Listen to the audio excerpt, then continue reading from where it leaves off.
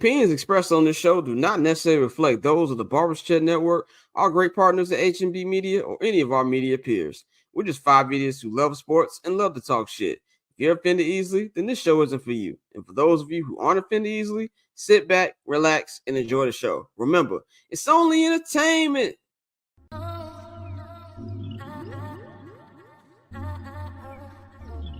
So cool. Triple double hat trick, I know the code too. Ice trade, go for trade, yeah we cold too. Getting paper on these player haters, old news. Money on the other line, so I'm not gonna hold you. Money on the other line, so I'm not gonna hold you. Money on the other line, so I'm not gonna hold you. Money on the other line, so I'm not gonna hold you. Money on the other line, so I'm not gonna hold.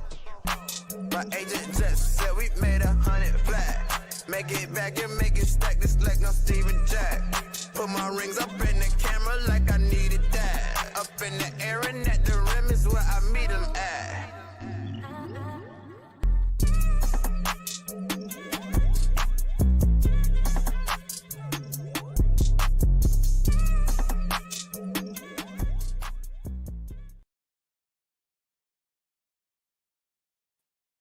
What's going on, y'all? Welcome to another edition of I'm Not Gonna Hold You, man. It is Monday, November 25th, 2024. I am your host, Scott. Of course, you know to follow me on all social media platforms at Barberchair Scott. You can follow the Barberchair Network at Barberchair Net on all social media platforms. And, of course, follow H&B Media at H&B Media TV on Twitter and at H&B Media on Instagram, man. Subscribe to the patreon.com/Barberchair Network.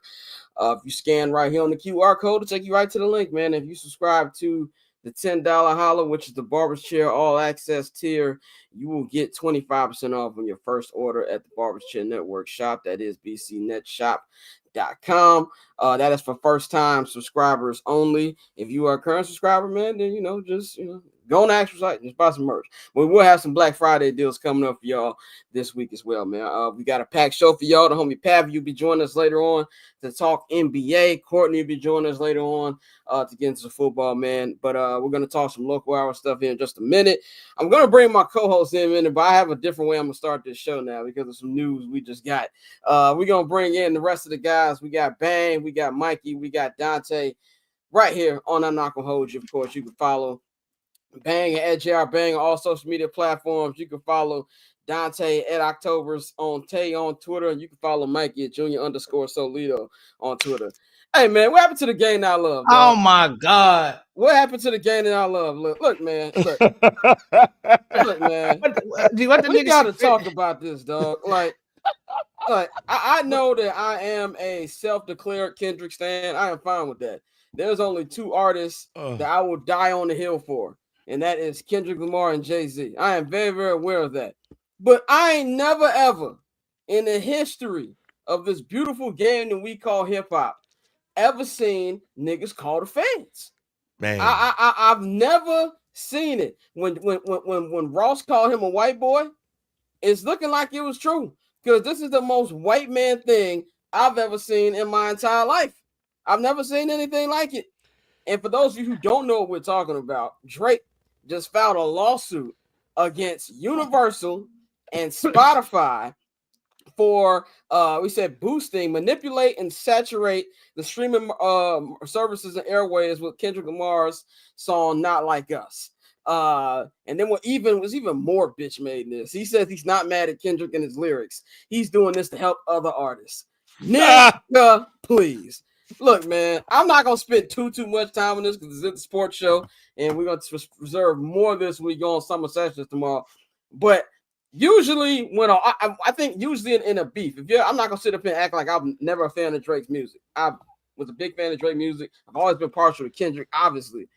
But ain't no coming back from this. I'm sorry. I personally can't do it. I have never, ever seen nothing like this. I've never seen somebody not take an L the way that he hasn't taken an L. Yesterday, he's on a stream with some alt-right nigga talking about rap is weird. Now, it's weird because you got your head kicked in. That's why it's weird.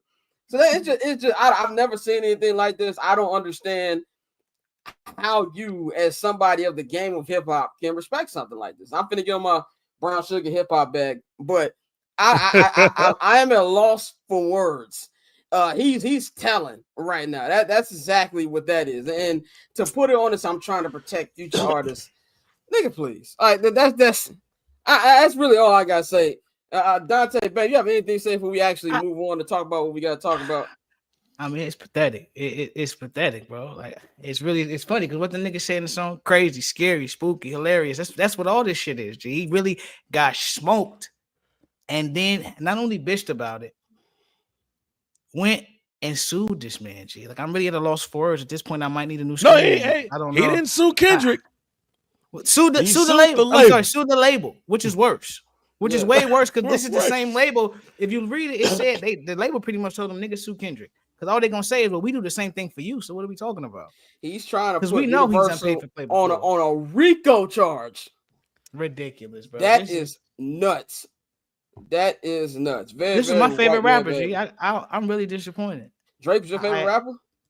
I mean, up until a few months ago, like this. No. Well, like of all time or like currently? No. Hov was my favorite rapper. Oh, okay. We're gonna have some questions in a minute. Oh no, fuck no. Jay-Z's my favorite rapper ever. We're gonna have some questions. Bro, nice. Bro's extreme. He's extremely talented. Ghostwriters aside, but this I didn't expect this. This is exactly. This is right. Exactly. Put that quote on the screen, the kids. This is like when you get your ass whooped to school and you try to sue the school. Man. This is, man. But we're gonna divulge more into this on Summer Sessions tomorrow. We're gonna have a holiday episode for y'all before we actually go on a break or whatever. But I just had to get that because I just couldn't believe that, man. But outside that, how was y'all weekend, man? I know Mikey, I linked up with you yesterday before the Bears game. Mikey had the Bears shiesty on. I should have wore it today. Yeah. Oh man, but how was the game experience? It was cool. It was cool, man. To be honest, I don't really got like that type of relationship with my old man. But he retired from his job after 30 years in October. So like I said on previous pods, we kind of wanted to, do something and kind of kick it. So we chose, going to a Bears game since we both fuck with football. It was dope, man. It was dope to kind of, get drunk with my pops and watch the game. And we were sitting next to so the tickets he got from one of his boys that has season tickets, and he really just flips them to rival teams, to incoming teams, to the road games, for the road teams, because it's right alongside the visitor locker room. So it was cool. I was talking shit to one of the Vikings coaches, asking if they had any offensive play callers that they could loan us for next year. I was talking shit to a couple of the players, but it was really dope. The game was dope. We stood for everything. And yeah, that shit was dope. But like the one thing with me is like I'm still if I can, I'm still gonna choose watching football at the crib on the TV than in person. Just because, honestly, it was funny. My man texted me today because I was like, yo, did any of the AP rankings come out for college? Because my phone had died. And I was trying to catch up on yesterday. I was like, yo, I saw the Titans Texans score, and I was like, yo, what the fuck happened there? And my man's like, yo, you went to Soldier Field for 4 hours and literally came back and don't know anything that's going on in the world. And I say, yeah, the Bears will do that to you. Losing the OT will do that to you. So it was dope. Definitely probably gonna check out a road game next year though. Vegas is probably gonna be the move. Yeah, I will say out of the three major sports, football live, at least pro football. I meant to a college football game, but at least pro football is definitely the third on a live experience chart for me. College is fire. College is fire. I did a Iowa State, in Iowa City at the Iowa Hawkeyes over at Connect Stadium. I did their homecoming weekend back when I was in college, and it was Halloween weekend. That shit was crazy. Yeah, I haven't been to. I want to go to a college game. I know my favorite out of the three is definitely baseball. I think baseball is just relaxing. Summer, you know what I'm saying? You get to be under the sun, drink, chill. It used to be more enjoyable before they had the 24 o'clock because you get to chill longer. Now them games are like NBA game speed, but then I would put NBA game right under it as experience. Football is just pro football is different. It's just not for me, honestly, out of the three, man. But Dante, man, how was your weekend, brother? It's pretty solid, man. It's getting cold out here, so golf season winding down. So I gotta find new things Find to do another on hobby. Saturdays. Yeah, you feel me? But I mean, other than that, I really can't complain, bro. The Bears game was surprisingly entertaining, so that was a good cap on my Sunday. But other than that, I'm really just chilling, bro. Still running, bro. Still running.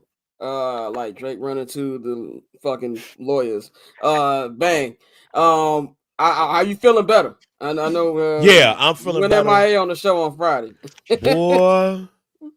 Boy, when I tell you, I didn't realize one, how sick I was and still kind of am, but two, just with the amount of medicine that I'm taking, how I can't eat nothing.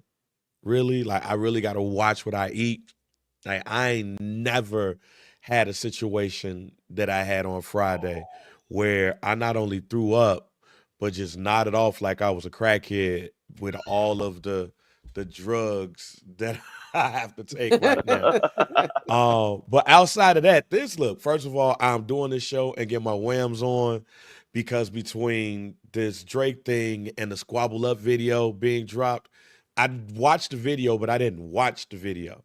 And all of the Easter eggs in this video is just amazing. So yes. Between the Drake stuff and Kendrick Lamar stuff and doing the show today, I'm going to be very busy. But shouts out to y'all for holding it down. And I hate the Chicago Bears at this point because it gets bad when they give you hope and it gets taken away. Like I would have rather them just got their ass beat. But no, they gave me hope just to take it away. We're gonna get into that in just a minute because I didn't have any hope in this game. I did. But no, I did. I definitely had hope even going into the game. But no, it was a winnable game, right? Yeah. Oh no, I got it going into it. Maybe because I was there. I picked them to win the game before, but I'm gonna tell you why I didn't have hope in, man. Like you said, I was looking at two things too much. Twitter is killing this nigga right now, and for somebody who is as internet savvy as Drake is, you would think that he wouldn't think this is gonna land right. But whatever. I don't know what that nigga's doing right now. I can't wait for something special tomorrow because Pavy got some explaining to do. Bro, what if he pull a Post Malone, Jay? What's a Post Malone? Well, he just switched genres on niggas. Like he just say fuck y'all. Hey, man, what Joe Budden said? Joe Budden said when he put out that song doing something, he said he got knocked him into another genre. Like shout out to homie Black Trey. I saw a tweet yesterday. He said, "Go make some other music, then mark ass nigga." Yo, shout out to homie Trey, man. But let's. By the way, this is the first and only show of the week. It's Thanksgiving this week. Black Friday is on Friday. We will not be recording on Black Friday, man. So this is the first and only show. So we're gonna actually preview Week 13. A very, very, very early preview. I wouldn't put no bets on this shit because we don't know injury-wise what's going to happen in between this and Sunday. But we're still going to give you our picks for the day, man. So let's go into the local hour. There we go. It is the local hour. It's the local hour. There we go. Local hour, 11/25/2024, man. I'm going to kick it off with my sound off. I'm shooting at another light skin nigga. See what y'all making me do to the light skin community. Two of our members I got to talk about today.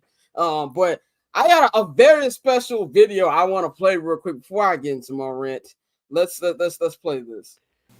We're gonna have a relentless approach to fix our weakness. We're gonna maintain great self-awareness of who we are. We're gonna solve problems with open communication and candor.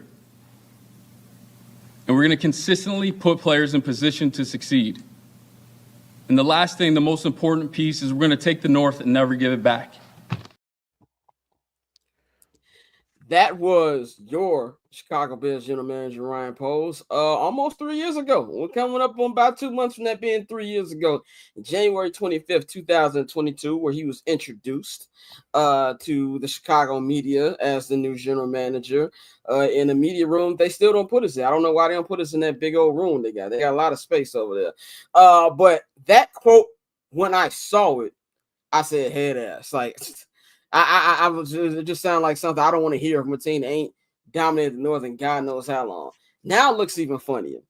As I was watching the game yesterday, and I got to give Bears fans credit because I was just looking at Soldier Field, like maybe a couple minutes before the game started, especially when I came down to, the rap, not the rap, but like the corridor, not the, what's the word I'm looking for? Really what a fan seats at. I'm looking for the word. That area. I haven't been down there in a long time. I went to go holler at Mikey. Mikey has some good seats too, by the way. Mikey has some real good seats. I was like, damn, they look nice over there. But He said, "Motherfuckers getting money over here." yeah, right, exactly. So, when I was walking around the concourse, that's the word I was looking for. Walking around the concourse, seeing all the fans, I'm like, yo, win or lose, no matter what, this fan base is gonna always show up.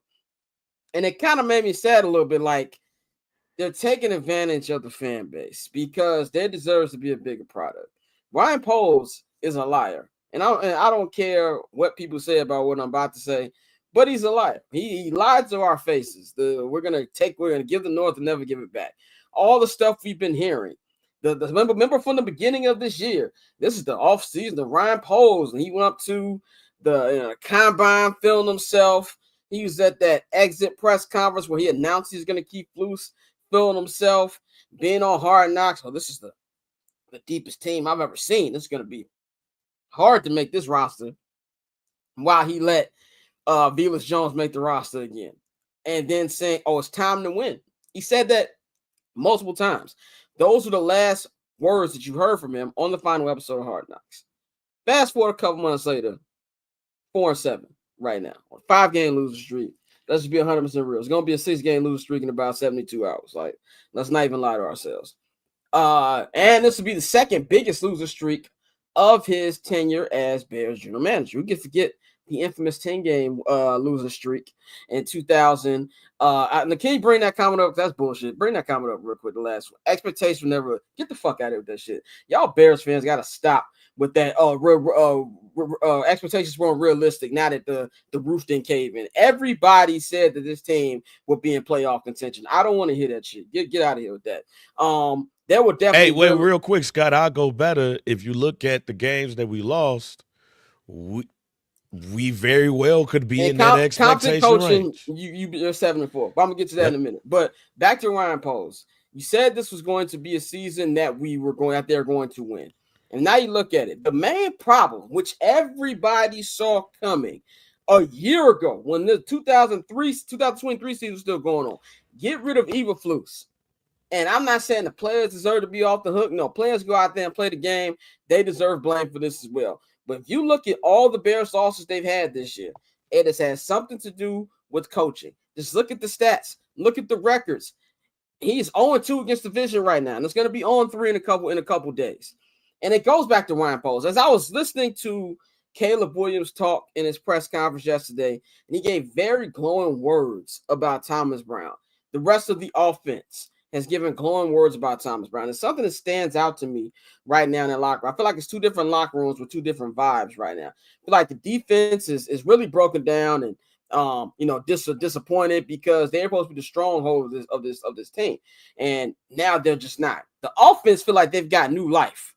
You know what I'm saying? Like, the offense feel like they've got new life because of who their new play caller is. And so as I sit there, and I'm listening to him say this, and I'm watching the game plan the last two games, and I'm just like, what was Shane Waldron doing? Which leads me back to Ryan Poles. What made you think this dude was the person to hire? Like, it's obvious that just off 2 games. It's distinct differences. He was playing around with his food for not 9 weeks, for 9 months from the day you hired him. And I remember that press conference when they announced they hired Shane Waldron. They were so happy and so proud of the extensive search that they led to find their offensive coordinator just to get rid of him midseason. It makes no sense to me, and it makes me weary or actually afraid of what's going to happen with this next coaching hire because Matt Eberflus is gone. He's gone. The Bears know. The Bears fans know they're gone. Bears players know he's gone. There's even a video of George McCaskey at a Bears tailgate yesterday talking to the fans, and fans are telling him fire Flus, and he just looks at them like, I know. Everybody knows. Flus himself knows he's dead man walking. He's probably put that nice house he has up on Zillow or something because he's not going to be there anymore.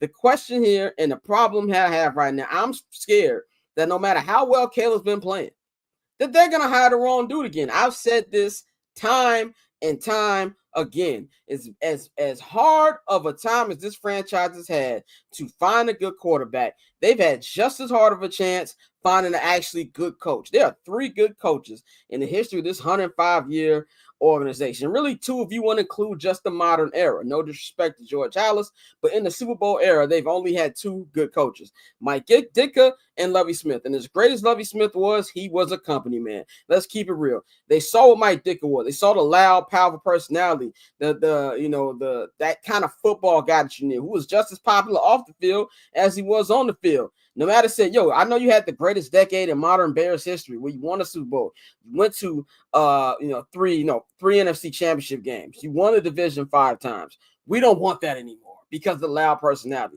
They let him lead the door in 1992, and they have not had a coach with a bravado and swagger or balls in a long time. And it's because of the front office. It's because of the ownership. They don't want that. Let's just look at the whole Thomas Brown, Shane Waldron thing again. Flus didn't want Thomas Brown because he didn't want somebody who would challenge him. Now that he's putting up numbers and it looks like his job is actually going to be gone, now he wants to go up there and take credit for that. I found that funny yesterday when he was asked a question about the offense looking better. We know it's a collaborative process. No, it's not. And then today, trying to take credit for the Thomas Brown thing. So my thing here to Ryan Poles, if you don't get it right, you're looking like you're on fraud alert. We're giving you all this love for the DJ Moore trade that ended up being Caleb Williams. Awesome trade, amazing trade. But there's 2 things can be true at the same time. That also saved you from a different way of building the team. They didn't get Caleb Williams. They were just all right because they were bad. They got it because they got a trade that really everybody would accept outside of the Panthers. I don't know why they did that. And you see the other holes on this team. Look at the question marks from the people he drafted. I love Jaquan Brisker. I love Kyler Gordon. Neither one of them are all pros. Neither one of them are Pro Bowl. They can't stay on the field half the time.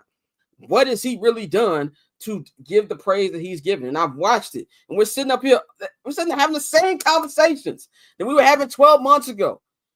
Oh, let's look at the drafting. We're talking about coaching again. I'm tired of it. I'm really, really getting tired of it. And what I'm also getting tired of is certain media trying to get mad at fans because they want to see some light in the tunnel with the way Caleb Williams is playing. Number 1, the Bears never had a quarterback as good or as talented as Caleb Williams. Number 2, the fans have no say on wins and losses. As a fan, you want to find some type of happiness. So you want to find that in a quarterback that's actually playing well. Don't get mad at them saying, oh, it's about wins. Yeah, it is about wins, but the fans don't control wins and losses. Tell the ownership that. Tell the front office that. That has nothing to do with fandom. And we can sit up here and talk about how great Caleb Williams is, and I think he's having a good rookie season. I think he's going to finish even better. I think this kid is a stud.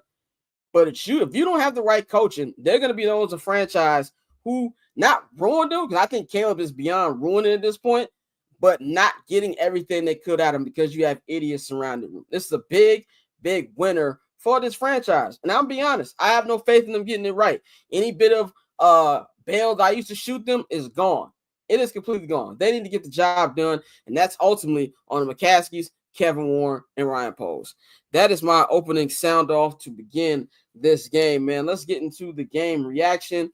The actual game itself, I picked them to win. I said they were going to win 2 more games this season. I still think they're going to win 2. I don't know which 2 now, but I know Bang and Mike, you said y'all had your hopes up. Reason I didn't is this. No part of me thought they were winning that game in overtime. I was just happy that Caleb was the one that got them to overtime. I was strictly, okay, I got my stats. I'm cool, whatever happens. And I also, I told Dante I'm not rooting for losses. There's a part of me that says Matt Eberflus doesn't deserve to win this game. I didn't want to give him any type of life because the idiots you got running this organization think, that's a big comeback win against a team that's right in the division hunt. I didn't want none of that. But outside of me not wanting it, the same mistakes keep happening. That kick was almost blocked again. Like, what are we talking about? After the way you blew it last week, that should have been topic of discussion all week. And he didn't even address it to the team today. Shout out to Jason Leisure for pointing that out. So there's no part of me that thought they was going to win. I was just happy that they actually got the stats for Caleb. I think Caleb is looking good, and it's going to get better and better from here on. But this team it's cooked. It's cooked, and I don't really have anything to say. We're saying the same things. I really feel like we're beating the dead horse. I come on this show every week, multiple times a week, talking about how trash they are. I'm tired of it. I have nothing to say on this game right now. I'm completely fed up. I'm gonna go to Mikey first. I know Mikey, you were at the game as well. Tell me what your reaction was to the game, what was going on, and also can you shed a little light on what the fans were saying and feeling during this game? Yeah, for sure. Number one, the entire stadium hated Matt Eberflus. Like they hate Matt Eberflus. There were two times where the stadium erupted into boos directed towards him, and not going for it before the Cairo Santos block kick. They wanted him to go for it, and then that second time where they went for it on fourth down in it was on the opposite. It was on the south end zone, and that was the pass that they were rushed where Cairo ran onto the field. The offense was still out there. Cairo was still on the field. They kicked them out. Then Caleb came back, and it was kind of a rush throw. Keenan Allen, when you look back at it on tape, even if Keenan catches it, it's not a first down. But yeah, like you could tell, they want this guy gone. The other things I was just hearing from the fans and a lot of people from Minnesota were, at the game. It's not that far of a drive, but they really were tripping just off of the fact that they're like, it's 2024. We have to wait 25 minutes to take a piss. And I was like, yeah, like this is why we need a new fucking stadium. But as far as the game, that was the best game that I've gone to as far as quarterback play from both sides. I was thoroughly impressed with Caleb Williams. Not only was it 1, 2, 3, get out, but the velocity on these passes that he was throwing downfield, these were some tight window fucking throws. The one to Keenan Allen, the Keenan Allen, which didn't end up being a completion. He half size too big of a foot. That was kind of like right in front of us. That was a fucking dime. The pass in between Van Ginkel to Cole Kmet was a fucking rocket. The play to DeAndre Swift was ridiculous. I literally almost dropped my fucking beer. Like it was crazy.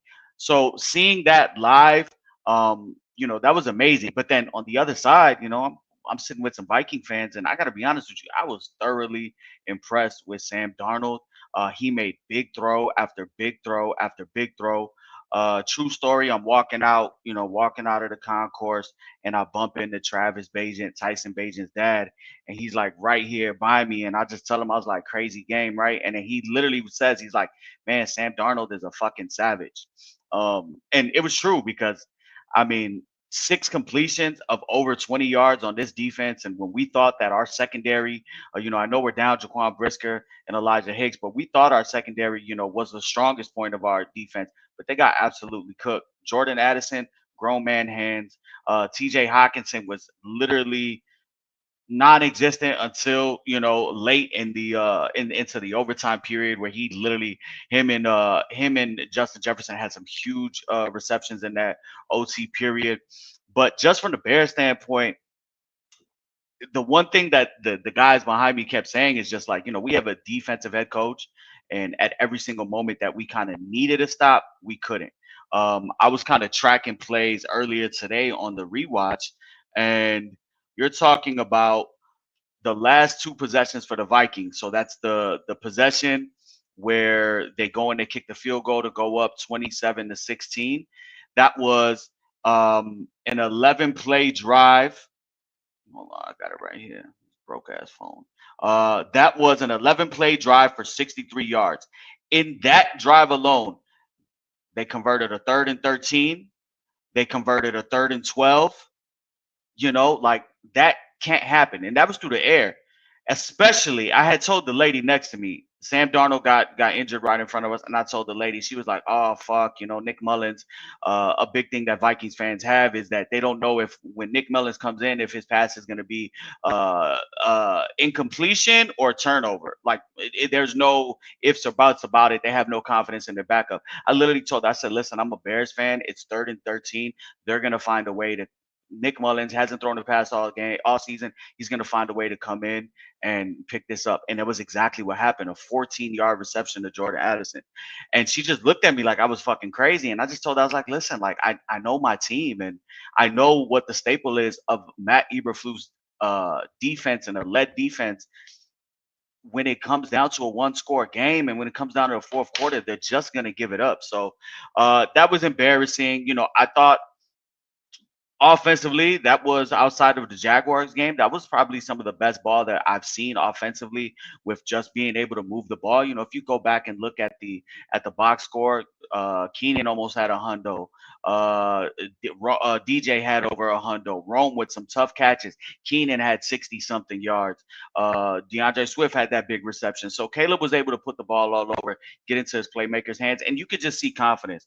I wasn't really as down on him in OT when that sack that he took, that was in the end zone right there, and everybody was screaming that he had somebody open. I really couldn't see who was open because I was solely watching him and watching his feet. But he got us there, and he's a rookie, and those things are going to happen. But we've seen now 3 games against 3 teams that are going to, that are vying for playoff spots. The Commanders game, he was able to walk them down and we took the lead.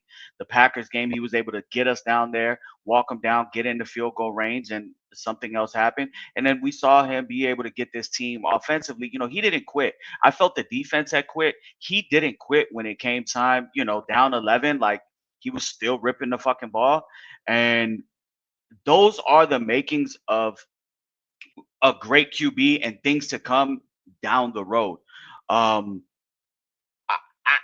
honestly just thoroughly impressed with it. Like it couldn't have gone any better from what I saw. Offensively with Caleb Williams, you want to take a couple of sacks back. The sack in OT, but even then, it was a booming punt. The first play of OT was a Darnold sack from Montez Sweat that had him at 2nd and 7, and the defense then went on to give up a 3rd and 10 completion. Then they got down to 1st and 20, got it down to 2nd and 11, and then another big completion to Hockenson. The defense has just given up, and I think that's what we're going to see for the rest of the way. I think we're going to see an offense that could probably put up points and move the ball. With Caleb's increased confidence and now getting the ball into DJ Moore. But at this defense, I don't have any hope for this defense. Very well said. Bang, man. What's your thoughts on what we saw yesterday? You said your hopes was up. I want to know why that was. My hopes is always up for my team to win. I don't never want to go into a game where I'm just thinking that my team has no chance to win, even though if I pick them to lose. So if I see that my team got some dog in them, got some fight in them, my hopes is always going to get up. I'm not going to, just feel like they're not. I don't feel like that I'll be a true fan to not go for them when it's a situation where they are fighting their way back, especially when the team is better than their record suggests. But towards the end, as we always see, as we notice, that the Bears tend to falter in these moments. And that defense, which I said could be a top 5 defense at the beginning of the year, is really showing when you have a coach that is with the amount of pressure that Matt Eberflus has. You can tell that the pressure is getting to him when his side of the ball is now faltering. That defense did everything that they could to lose that game and put them out of position. The defensive line is struggled for the last couple of weeks. They said that that's something that they was going to show up or reset. You see, I'm sorry, man. As good as those linebackers are, we haven't been really seeing it this year either. JJ had a couple of situations where those were not except for that pass interference at the beginning of the game, towards the beginning of the game. Like for the most part, some of the stuff that's happened to him, even in that Green Bay Packers game, has really been like bad luck. I hated that tweet that Jaquan Brisker sent out talking about some y'all miss me. Do y'all miss me yet? Nigga, do you miss being healthy? I was Like, about to why? say that That's nigga don't know what right. money he on. Like, That's why he deleted the shit. I went back to Yeah. look for it, deleted it. But bang, while you on Jalen Johnson, let me ask you this. I rewatched the game. I felt that he was cheating and kind of trying to like get ahead. I felt like he was cheating on that play where Naylor scored the touchdown. And I feel like at that point it comes down to what these people have been saying. Details like do your job, stick on your man because you were cheating, trying to make a play, and it ended up costing 7. Yeah, it's a lot of overcompensating. Yeah, there's a lot of overcompensating on. Let me just put it like this. What I learned from that game yesterday is from the stars of the team, it's a lot of overcompensating with some of those players. I think JJ is overcompensating. I want to say that the linebackers are doing that too because the defensive line is not really doing what they can. And the coaches are not putting them in position. I think it was you, Dante, or you, Mikey, that has said when Donald had got out, why you not blitzing? And I think that the team is noticing stuff like that too, because not only was Nick Mullins in the game, but the third string tackle was in the game also, and you didn't put any pressure on his side of the ball at all while he was in there. It's almost like Flus is not only coaching scared, but he's coaching to give niggas a chance to win. Yeah. Like, oh, I ain't gonna do that, man. I feel bad if I overload that side. Like, there's no killer instinct in his coaching. Not even like just being aggressive. There's no killer instinct when it comes to that, and the team has to overcompensate for that. But yet, when you hear everybody on the offensive side of the ball, it's starting to become a trend here. So I don't know if he's looking and he's seeing the writing on the wall. I don't know if he's just scared or that what it is. But it feels like to me that the players are overcompensating. And it's something that I've been saying for the past month. You can't outplay bad coaching. No matter how good you are, you can't play bad coaching because, like Mikey said, it's all about the details. And we're losing because of the details. We lost that game yesterday because of the details. Fuck you, B-Dot.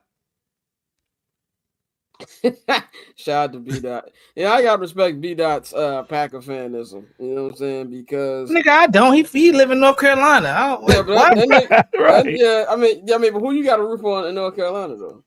Should be a Jets fan or some shit. Now, he from Jersey, which is the funny part.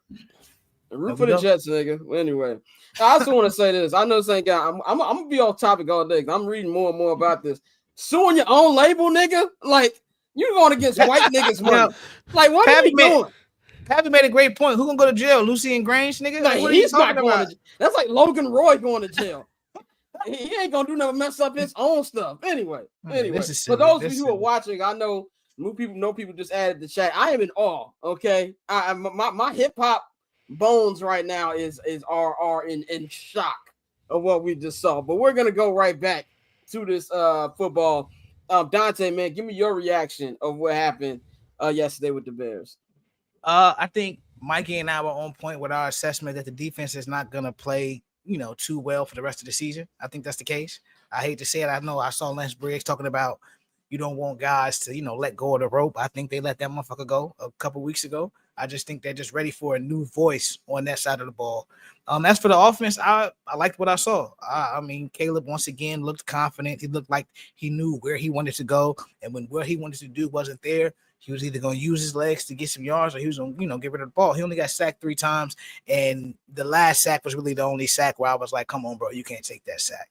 So, I mean, it's sad that we've gone from, playoff hopes and things like that to saying, we just focused on Caleb's development, but unfortunately that's where we are. So from that level, I was really excited about what I saw from Caleb, bro. He made some throws. I know Mikey talked about the tight window throw to Keenan. The throw that got us into field goal range. Like these last two, and even in DC when he got us to lead before we fucked it off. I see why, he rocks with Aaron Rodgers. Because in those moments, like when they just tell him, like he said, Thomas Brown, shout out to Thomas Brown. When Thomas Brown says, go be Superman, these last few weeks, he's gone out there and confidently driven that team down the field. Like, all right, where I got to go, let's go get it. And we've seen him do that, and we've never seen a quarterback do that. Just flat out, never seen it. So I'm really excited about that. So they lost, and I know, like you said, we're not rooting for losses, but I unfortunately am rooting for losses because, like I said, I want them to fire Mike Eberflus on Thursday. Like, I want him to go home and get that plate of food and sit down with his family and be disappointed that he no longer has a job. Like, I want the message to be he gonna delivered. notice I called got my lawyers and I sued the Bears for RICO of me watching this football for the last 3 years, nigga. But no, like that's what I want. So, like, unfortunately, until he's no longer in the building, I need the offense to look better and I need the team to lose. And so I think that's what we're gonna keep getting. And this Sunday, man, like the defense, you got your safeties playing man coverage, but they 15 yards off. Just insane shit. Like the third down. The matter of fact, the last drive in overtime, I think the Vikings had like 1st and 15, 1st and 20, 3rd and 15, 3rd and 17, and they converted all of them. It started off at 2nd and 17. The first play was a sack. You know, Montez Sweat had a sack, and that was the first play of OT. My bad. I saw that my laptop was down. I was like, oh shit. I hate when my shit do that. Right, but it's done like Drake's hip hop credibility. Go ahead. Well, that's dead. It's done. I'm telling that's that nigga. I can't get over that. He going full Post Malone, G. I told you. Second album coming soon. Honestly, Never Mind Part 2. Oh man! All right, so when we wait for Mikey to come back. I think he having technical difficulties. But let's go. Real quick, I told my man Drake being the spook who sat by the door is hilarious. The spook who sat by Universal. Especially when he benefited from it, and when it didn't benefit him, he was like, "Fuck y'all." OVO, Ozempic's very own. Drake, I'm telling Graham. I can't believe this. Biggie is rolling over in his grave.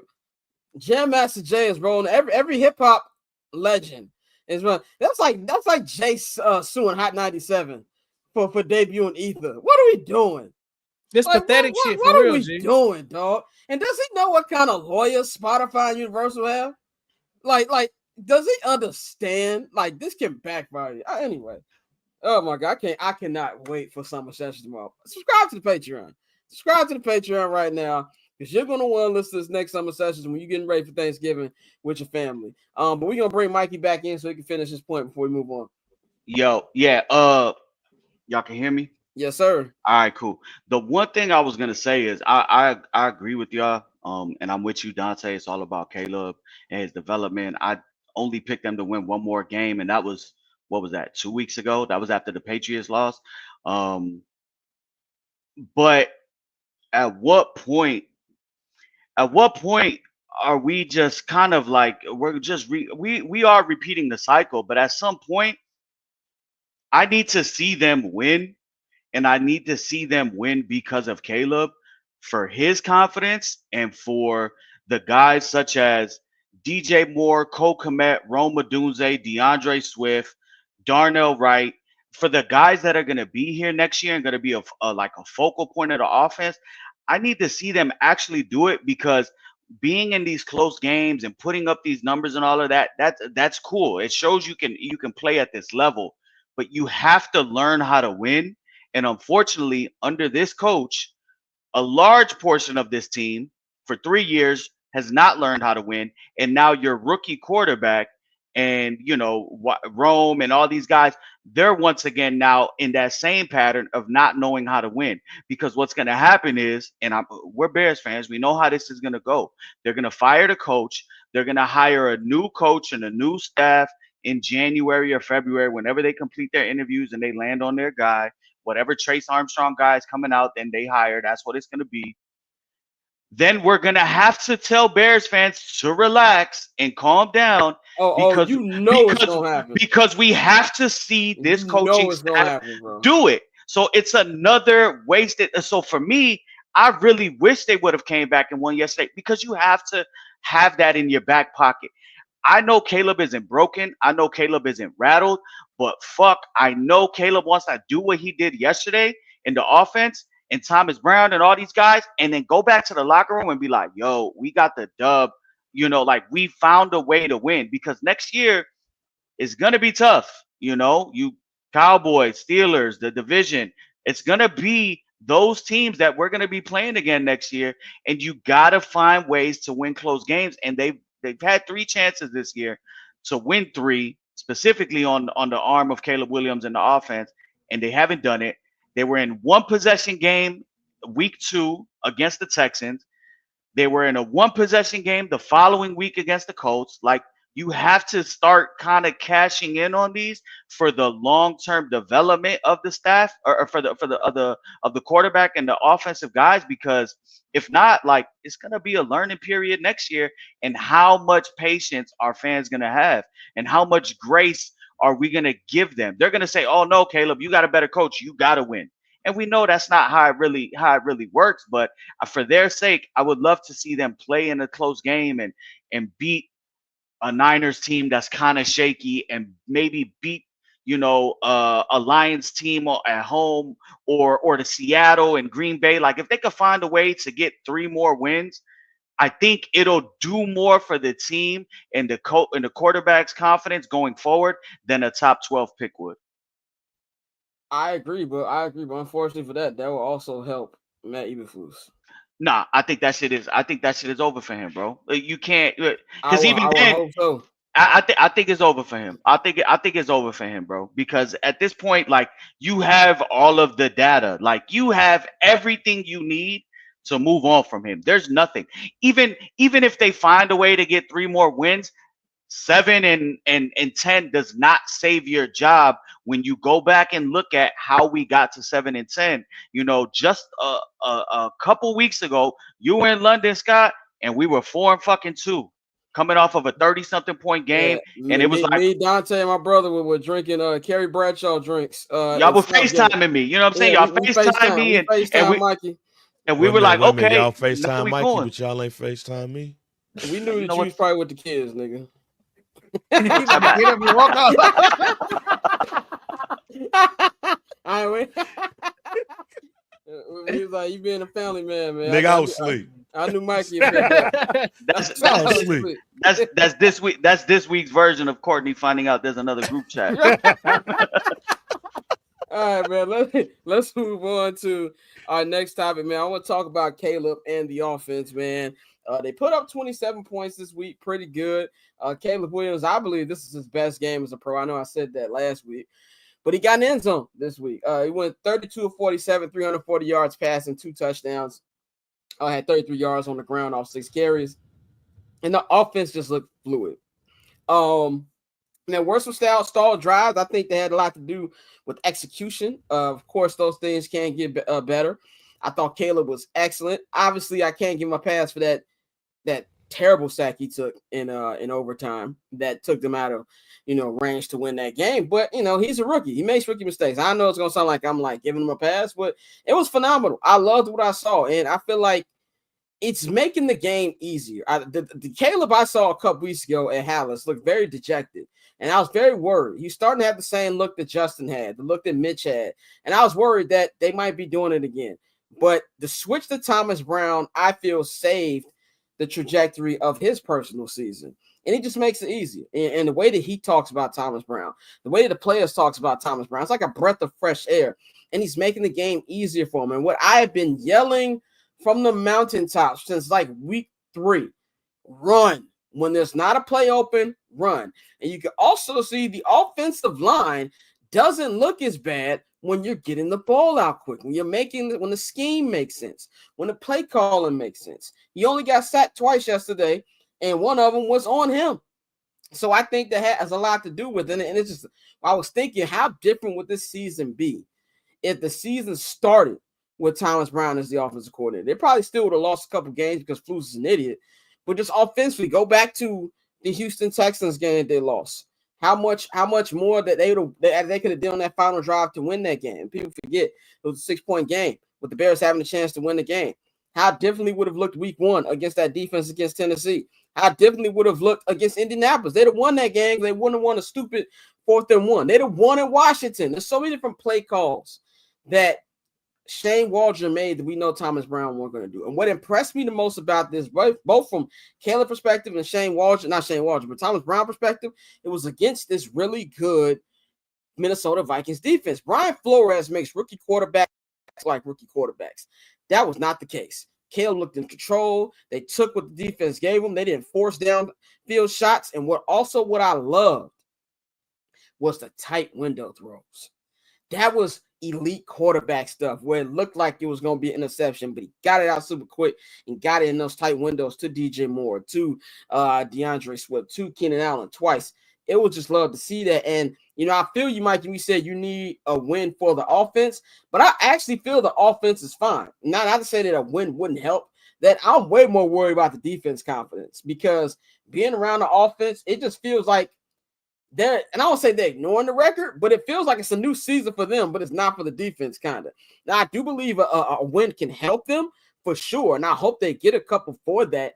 But I think that this offense knows that, look, if we don't have this idiot that we have for 9 weeks, we're in a different position. So I love what I saw from Caleb. I think he's going to do even better the rest of the year with Thomas Brown. But as far as Thomas Brown, if it keeps going this way, and I'm not going to crown him yet, still got 6 more games left.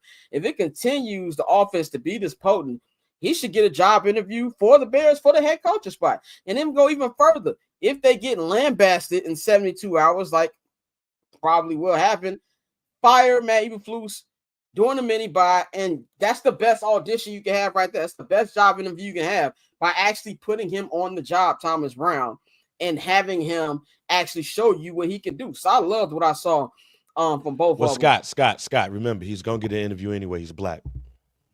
You know what I mean? Besides the Rooney Rule, like an actual shot. Yeah, like an actual chance. Not the Rooney Rule interview when we got to interview this nigga, but an actual chance to be the coach is what I mean. Yeah, still got my money on Joe Brady. I wouldn't be mad at Joe Brady, but go ahead. What would you think about Thomas Brown and Caleb? See, I'm hedging my bet because it's 2 games. I like the confidence and I like the aura and shit, but it's been 2 games. Like we had the Green Bay game, which if as long as we didn't get our ass beat, we was gonna feel good about the situation. But then we had the game yesterday where Caleb goes off, so to speak, and he had a game and no interceptions, even though he probably could have had like at least 2 of them joints too. So everything looks good. What happens against Detroit? What happens against Minnesota at home? What happens against, even though they're injured and everything, what happens against San Francisco and Seattle with the 12th man? What happens against Green Bay again? I'm hedging my bet because it's two games. Like, I'm not about to get in a situation where, I like everything that I see because, she's the baddest bitch right now in front of me. But then when shit start hit the fan, that bad bitch ain't as bad as you thought it was. So I'm hedging my bet, but I like what I see with these next 2 games. It's not enough for me to be like, yo, give him the reins, because if he has the reins, then that means he can't work as closely with Caleb because he has to worry about the whole entire team for 6 more games. So if this is what we can get, let's see what the audition looks like as you look at the offense, not as you look at the whole team. Because if you fire Matt Eberflus and give the reins to him, then you take all of that, give it to somebody else. I agree with that. I'm with you. I'm not crowning him yet, but I'm just saying if it continues. Yeah. Even if it continues, they went there like even if it continues, you don't think he should be considered to actually fill the position? I mean, he should get an interview. Like I said, he gonna get an interview because he's black. Like, he's going to get an interview, so he's technically going to be considered.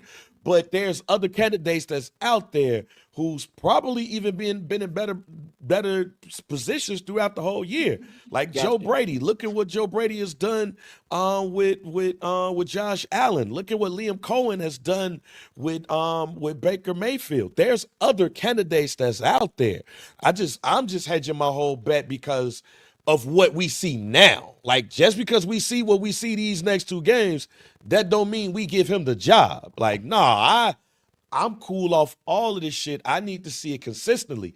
Now, if we are at the last game of the season and Caleb looks magnificent, even in losses and shit, then I could be like, I think we need to look at that shit. Not after 2 games, after what some of these, you saw what Liam Cohen and Baker Mayfield did yesterday. Oh yeah, no, I'm not saying. Look, I'm not saying. I'm just saying. I'm talking to the people. Like, y'all see that shit? Right. Y'all see what Joe Brady has been doing all this year? Like, let's hold off. Let's wait. All right. I definitely hear you. Josh McCown. I don't want to hear any Josh. Oh hell no! You stop that God, shit. no. Yeah, but Go ahead, I mean, this is my thing real quick. The only advantage I think Thomas Brown has is the fact that he's already in the building. So that's why I keep saying, like, give him the opportunity now. So if he clicks with Caleb and Caleb comes to you and says, like, nah, bro, I want to build with him, you let that happen. Like, I don't think this is a situation where you should try to overrule your young quarterback because you sat here and tried to put him in the best position possible. So if he comes to you and says, hey, no, I like this guy. I like what we got brewing. I think they got to let that rock in some capacity. And also off the strength that they interviewed Thomas Brown for the offensive coordinator position, that lets me know that they have faith in him to at least lead a position group. So again, get Flus the fuck out of there and see what this dude can really do and then go from there. Mikey, what's your take on the situation and what you saw from them yesterday? Yeah, I would do that. I think we still kind of like Banks said, you still got to pump the brakes. It's only been 2 weeks. Last week they only scored 19 points. This week, they still only had 10 points. Going into the fourth quarter, it took some crazy shit to happen to get that 17 to force OT. But I'm not really kind of like leaning either way. I do agree with Dante. I think if we lose Thursday, which we more than likely will, in a fashion in which the defense is embarrassed again. Mind you, the Lions are embarrassing everybody on their offensive side. But if they do it to Flus again, I think we probably get an alert that he's fired by Saturday. And maybe you allow somebody like Eric Washington, kind of like a senior head, somebody, a coach with a little bit more chops in the game, to take over the whole operation, and you allow Thomas Brown to still kind of rock out as OC because he's building something. In the end, I don't think Thomas Brown will be under real consideration to be a head coach next year for the Chicago Bears. I think they go the veteran route. I think Kevin Warren is going to have a real big kind of like voice on going with that. But he's auditioning for offensive coordinator roles, all over the league next year. And there's going to be plenty of openings. So, I think right now they're just both in a beneficial spot. He needs to boost his resume as an OC right now. And working with the number 1 pick and getting him right is there's no better opportunity. Definitely, man. Let's move on to Kevin Warren, the winter of Warren, as I want to call this. It's something I found very interesting. I was watching Colin Cowherd's NFL recap last night. And I forgot what his co-host's name is. I wish I remember.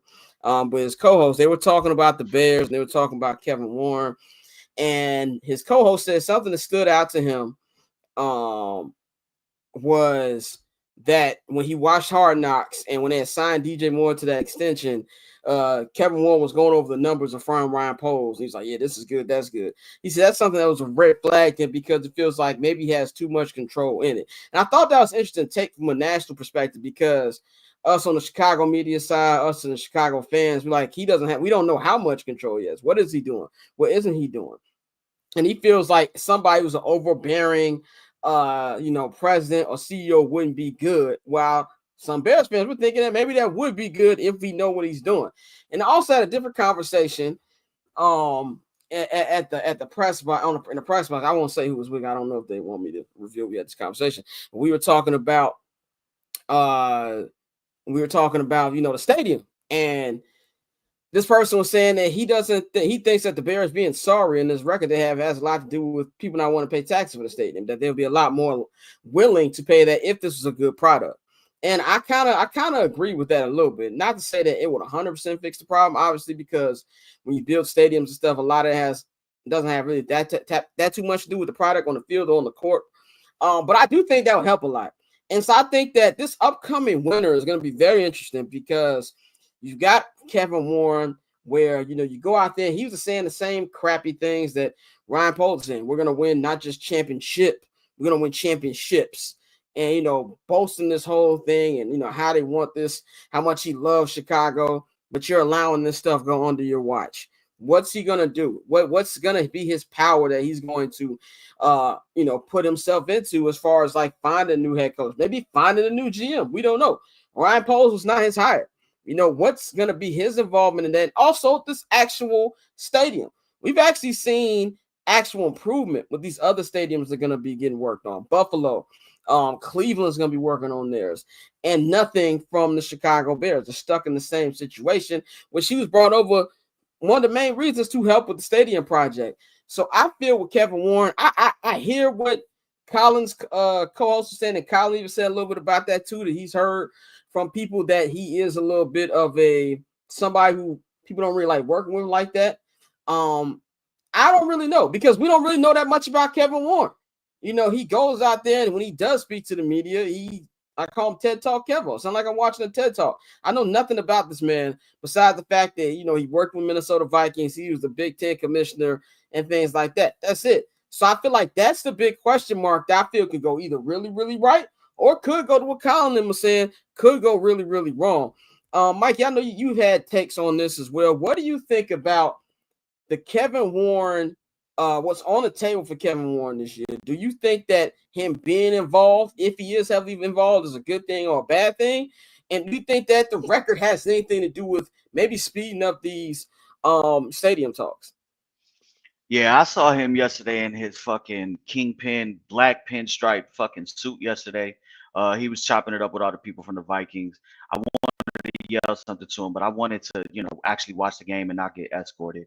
But I think honestly, the way this season has gone, Ryan Poles kind of like lost a little bit of his juice to be able to make all decisions without really kind of being checked. I think Kevin Warren does kind of have to lean on some of his senior people, and his relationships within the NFL and be involved. And the contract situation with him kind of looking it over, I really don't read that much into it, just because everybody has the checks and balances at his job. At the end of the day, Kevin Warren is Ryan Poles' boss. And it kind of goes up there. Kevin Warren is the one that signs is gonna kind of be pushing it forward to payroll to get those checks signed. That's not Ryan Poles. But in the end, I think he does need to be vocal. I think you cannot. And if I'm Ryan Poles, I lean on him too, because this next decision that Ryan Poles makes will determine whether he is a GM in Chicago or in the NFL for the next 3 to 4 years, or if he's not and he's back to kind of working back at a house in the front office somewhere. As far as the stadium talks, I mean, Lori Lightfoot ain't never lied when she said back in the day, when it first came that they bought Arlington Racetrack, and she said, maybe the Bears need to focus on being relevant after October and worry more about the product on the field than the stadium. At the end of the day, it don't matter if they were 17-0. Fans in the city and residents of Cook County, they don't have the appetite to pay. These people are billionaires. They got money, especially now with PEs. You can go ahead, sell a small percentage, get somebody with a bag, come in here and, and help, get that stadium going in Chicago if you really want it. My last point on this, and from yesterday, the Wolf family, Ziggy Wolf and his brother, the owners of the Vikings, were right next to me at the tunnel. And I just found it so fucking crazy that there's these billionaires that have no care in the world, and they were fucking livid with what was going on the football field as the Bears were coming back. And Ziggy was just pacing around and fucking saying fuck. And I just thought it was cool to be like, damn, these motherfuckers have unlimited wealth and they're tripping over the same football game that I am. Bang, man, what you think about that? Like you said, you've been wanting to hear from TED Talk Kevo. What you think about, his involvement, whether it be a good thing or a bad thing, and do you think record has anything to do with speeding up the stadium talks? No, I don't think that the record has anything to do with speeding up the stadium talks, for the simple fact that business is business, and business is going to be booming no matter what, right? Unless you are the New England Patriots back in 1991, business is going to be booming, no matter what. I think from a football perspective, I think now you need to hear him. You need to hear him now because he's the leader of the ship. I think TED Talk Kevo is getting away with the fact that everybody knows or believes that the McCaskies are in power and they will always be in power. He's getting away with that. You've told us on many occasions, like, no, it's his show. But people will never believe that until they sell the team. So he could get away with that. With that being said, though, he is the rightful person who's leading the ship. So you need to hear from him. And as long as you don't hear from him, and not hear from him in a TED Talk way, like really what it is, don't sugarcoat it. Then we'll always feel that. This is why I believe that the Bears need a football leader of the organization. I don't see Ted Talkevo as the leader of football operations. I see him as the leader of business operations. I see him as the replacement, the true replacement of Ted Phillips. And Ted Phillips ain't no shit about football. He leans on his general manager. So they need a true VP of football operations who's going to lead that talk. And then they have that conversation. Until that happens, Ted Talkevo is on you to speak up. So you saying that they need another football guy to go along with Kevin They Warren? need a leader of football operations. The person that's going to lead what goes on the field, who's going to lead football inside the lines and on that sideline operations. And That's normally got how some of these good teams have it lined up. You have your owner, you have your president of football ops, and then you have your GM.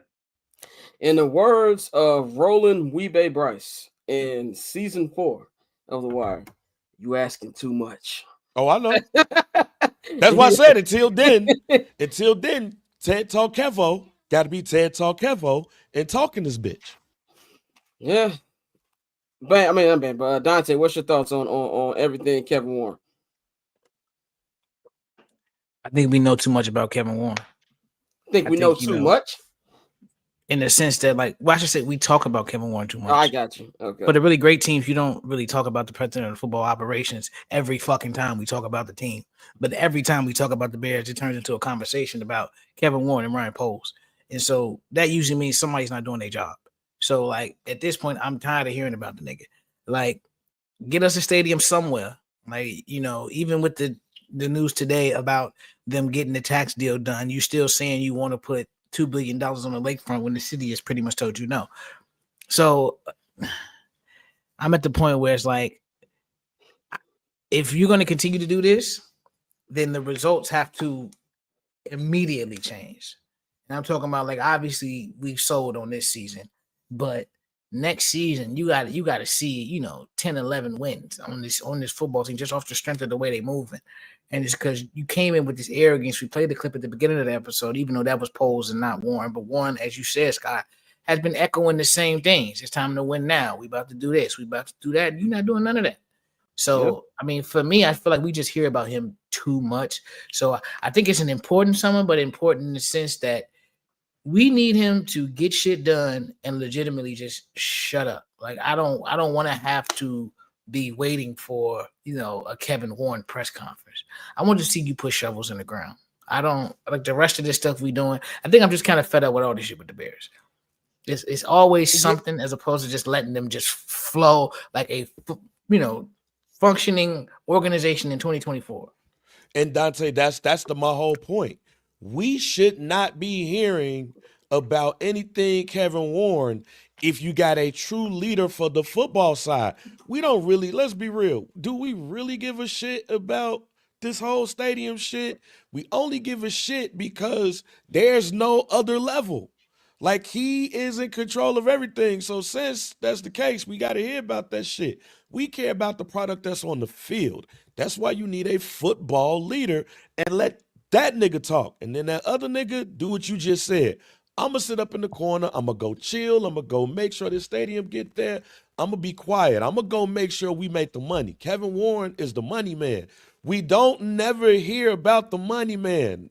We don't never hear about the plug. Kevin Warren is at this point is the plug. We don't hear about him, and we don't hear about the people that's up top. We hear about everybody else. That's why we need somebody that leads everybody else. I hate to say what I'm about to say. But if y'all love Ryan Poles that much, You promote him to VP of football operations. Mm. And you promote Ian Cunningham if you love him that much. If the organization is in love with him that much, Okay, I get what you're that's saying. what you do. I get what you're saying. If you don't, you go hire a nigga that's gonna hire another nigga. But if you love Ryan Poles that much, VP of football operations, Ian Cunningham is your GM. There you go. That makes a lot of sense. That's why I said. That's why last week I was like, we talk about firing Ryan Poles, but like his replacement might be in the building. Like with everything you hear about Ian, how thirsty are you for that compensatory pick? If you got a guy who's going to help you build this team, who's already been here and knows what's going on, that's a lot. That's a quicker transition right there. One of my mentors knows Ian Cunningham.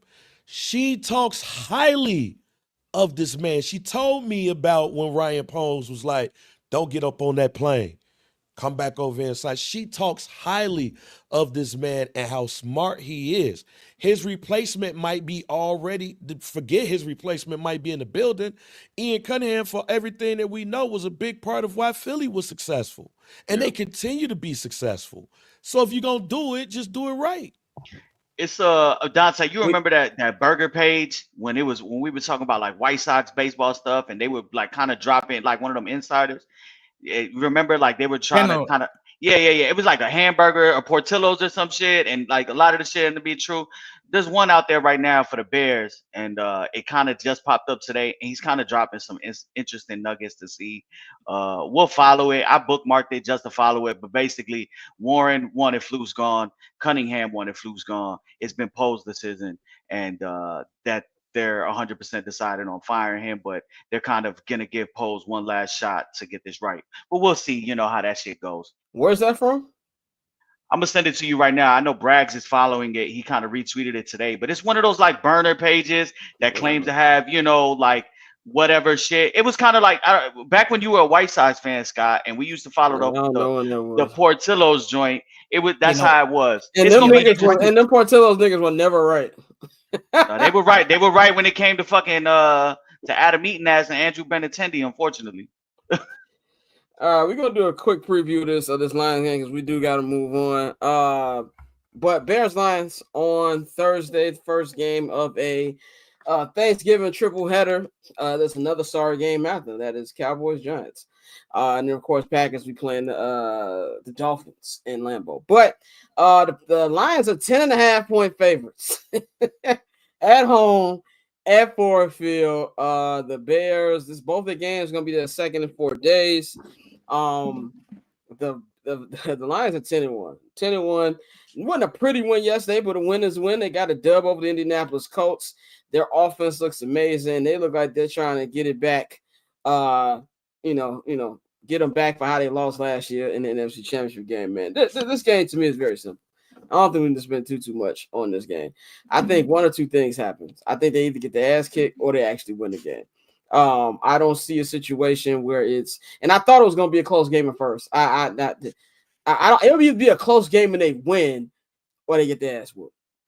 I am taking the other route. I originally said, it's going to be a close game.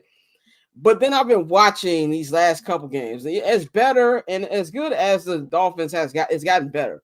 But there's still too many droughts to where a team as offensively potent as the Detroit Lions that will expose that. Before you know, you look up and it's 17-0, 21-0. And I think that's going to be the reason that they're going to get blown out. I do think the defense isn't all that, even when they were healthy. I didn't think it was that great of a defense. I do think there'll be plays to be made for Caleb Williams and this offense, and I do think they're going to make some plays. I do think half of these points that I'm about to say they're going to have will be garbage time, but I do believe there will be some points to be made. I've got the Lions because I think what Jahmyr Gibbs and David Montgomery about to do to this defensive team is illegal in 49 of the 50 states. I'm going to say Lions 42, Bears 24. Bears will get a lot of garbage time points, but that's how I got this one going. Bang, how you got this one going on Thursday? It ain't really nothing to discuss about the X's and O's. Detroit 45, Bears 10. and Matt Eberflus will be fired on Friday. That's a good one. Oh, so fire. Let's ask that too. I will say this: I do believe that he'll be fired on Friday if they get blown out. I have nobody telling me this, but I don't think they can let this go on any further. I believe if they get blown out, that he's fired. Mikey, give me a score, and does Eberflus keep his job after this game? 37-17, Lions. I think Eberflus gets fired on Saturday. The Bears are 0-14 in the last 14 games where they're 10-point underdogs or more. So this is going to continue, but I think he gets fired on Saturday. I don't think they do it Thursday. I think they give him the day Friday. I think Saturday, 12 p.m., we get that news drop. Dante, score, and does Matt Eberflus's Hallis Hall ID work by the end of the weekend? I'm going 42-24 Lions. And as Virginia sits in that luxury suite with the other old owner of the Lions, and Shorty look over and smirk at her as they kicking our ass, I think that's finally going to be the last straw, and we're going to get brought up out of here. So I think I'm with Mikey. They'll give him Thursday. Go be with your family, enjoy yourself. But I think Friday we get the call for Friday night that he's no longer the coach of the Chicago Bears. So he definitely gets fired. But I'm going 42-24. Me and you had the same score, 42-24. They're gonna let him eat with his family and have one last Thanksgiving dinner in that nice house. I would say, take one last stroll down, take one last ride down Lakeshore, nigga. Exactly. And also, get your Black Friday purchases in that you're gonna need because you got to be unemployed. And then Saturday it's a wrap. So that's all we got on the local hour. We're gonna take a quick 1 minute break. That was the local hour. There we go. We're gonna take a quick 1 minute break. Be back. We're gonna do Overreaction Monday. Then we're gonna have Pavy join, and then after that, hour 3, Courtney's gonna join, and we're gonna talk a little bit of college football and preview Week 13 in the NFL. Man, we'll be right back.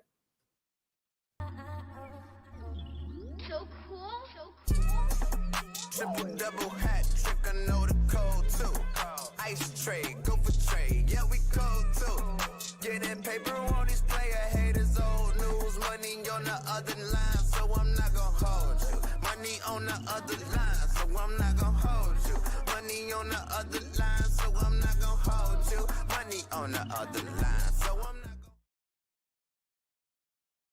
gonna. Hey, yo, Bang, you remember you seen Beef 1, right? It's been a while, but yeah. You've seen it. Remember when they were talking about Irv Gotti was talking about 50 put a not cease and desist, but restraining order. Restraining order. Curtis Jackson, aka I'm telling. Yep. I'm saying it every time I see Drake now. Aubrey Graham, aka I'm telling. I'm going back and forth with our man's A+. I told A+, we ain't gonna get no label hoodies no more. Like shout out my nigga A+, man. Yeah, all these hoodies that we get when we be going to our meetings and shit, we ain't getting no more swag from the labels. We ain't getting no more hoodies, no more Def Jam, nothing, no Interscope, nothing. Cause Drake, we ain't getting none of that. It's dead out in these streets. Lucien finna shut the block down.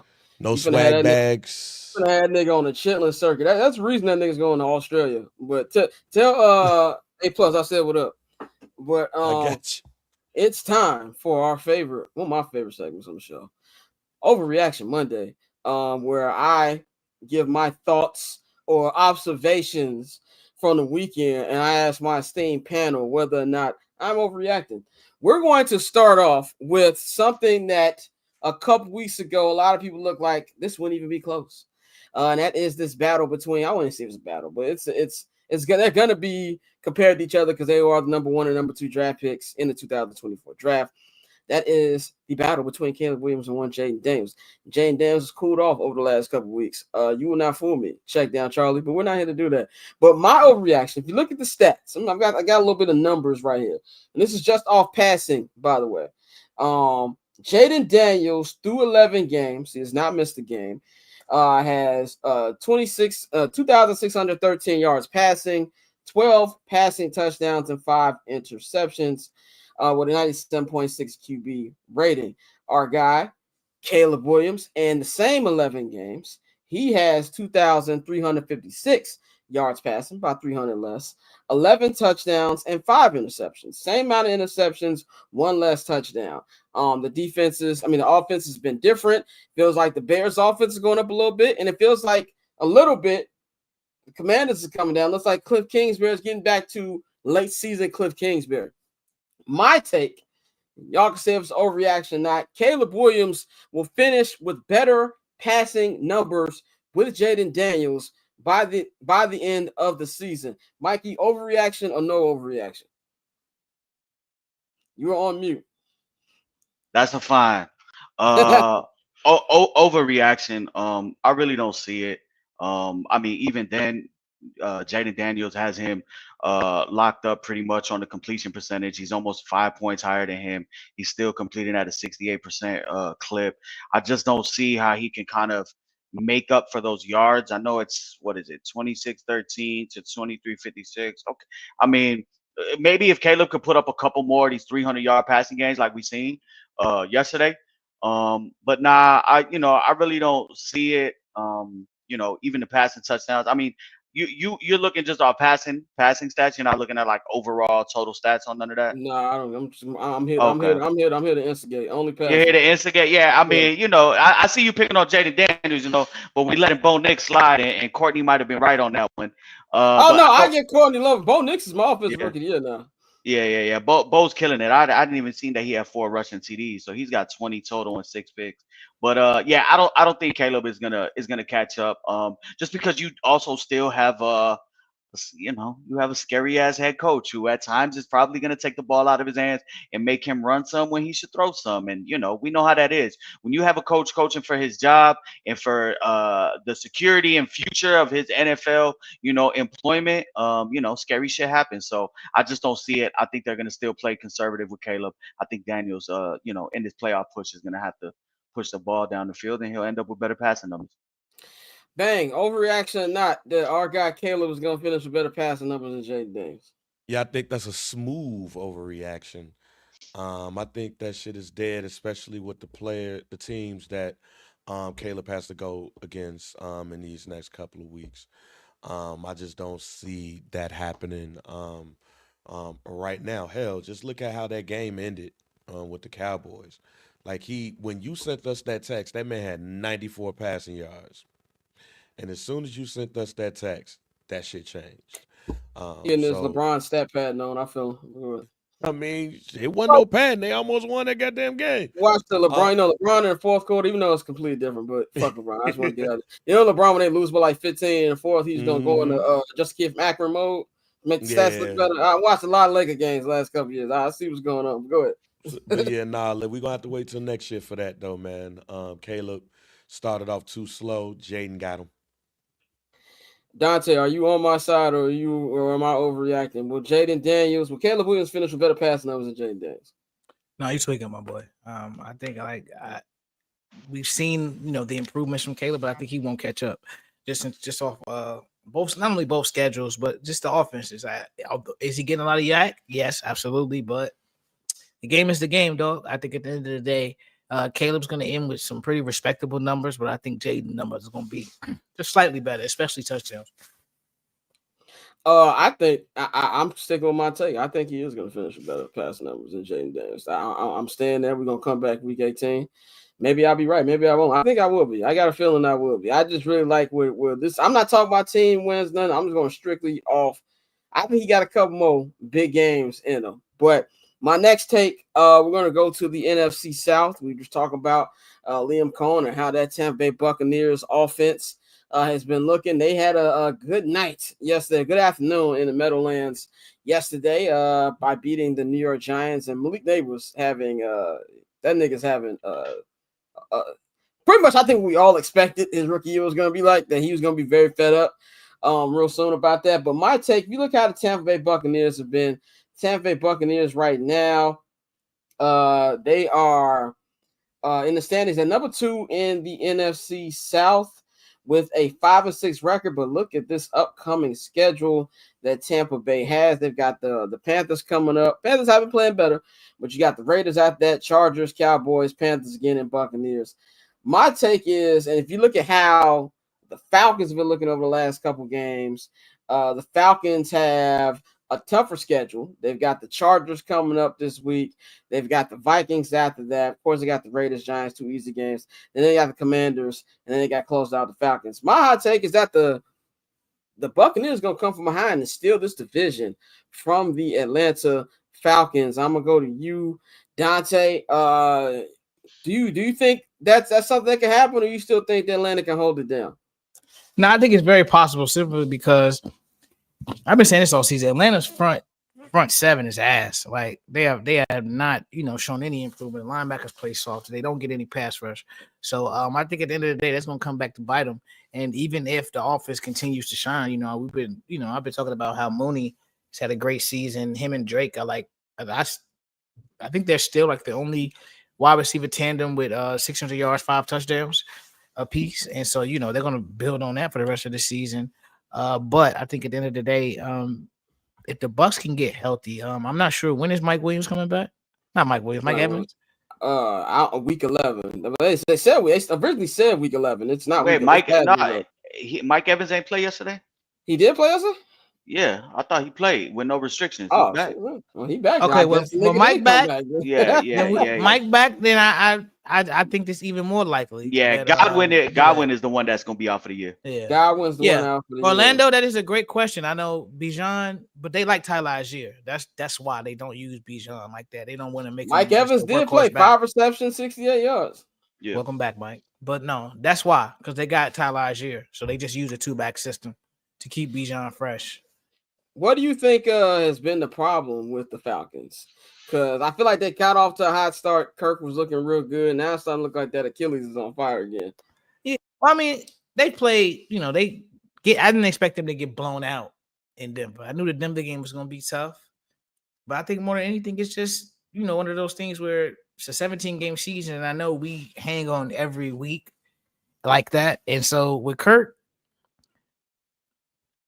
was, I ain't even gonna say Kirk was on fire like that, because he was playing well. But when you go back and look at those games, like there were plenty of plays where he should have been picked off. There were plenty of decisions that he made that was like, I don't know why you did that.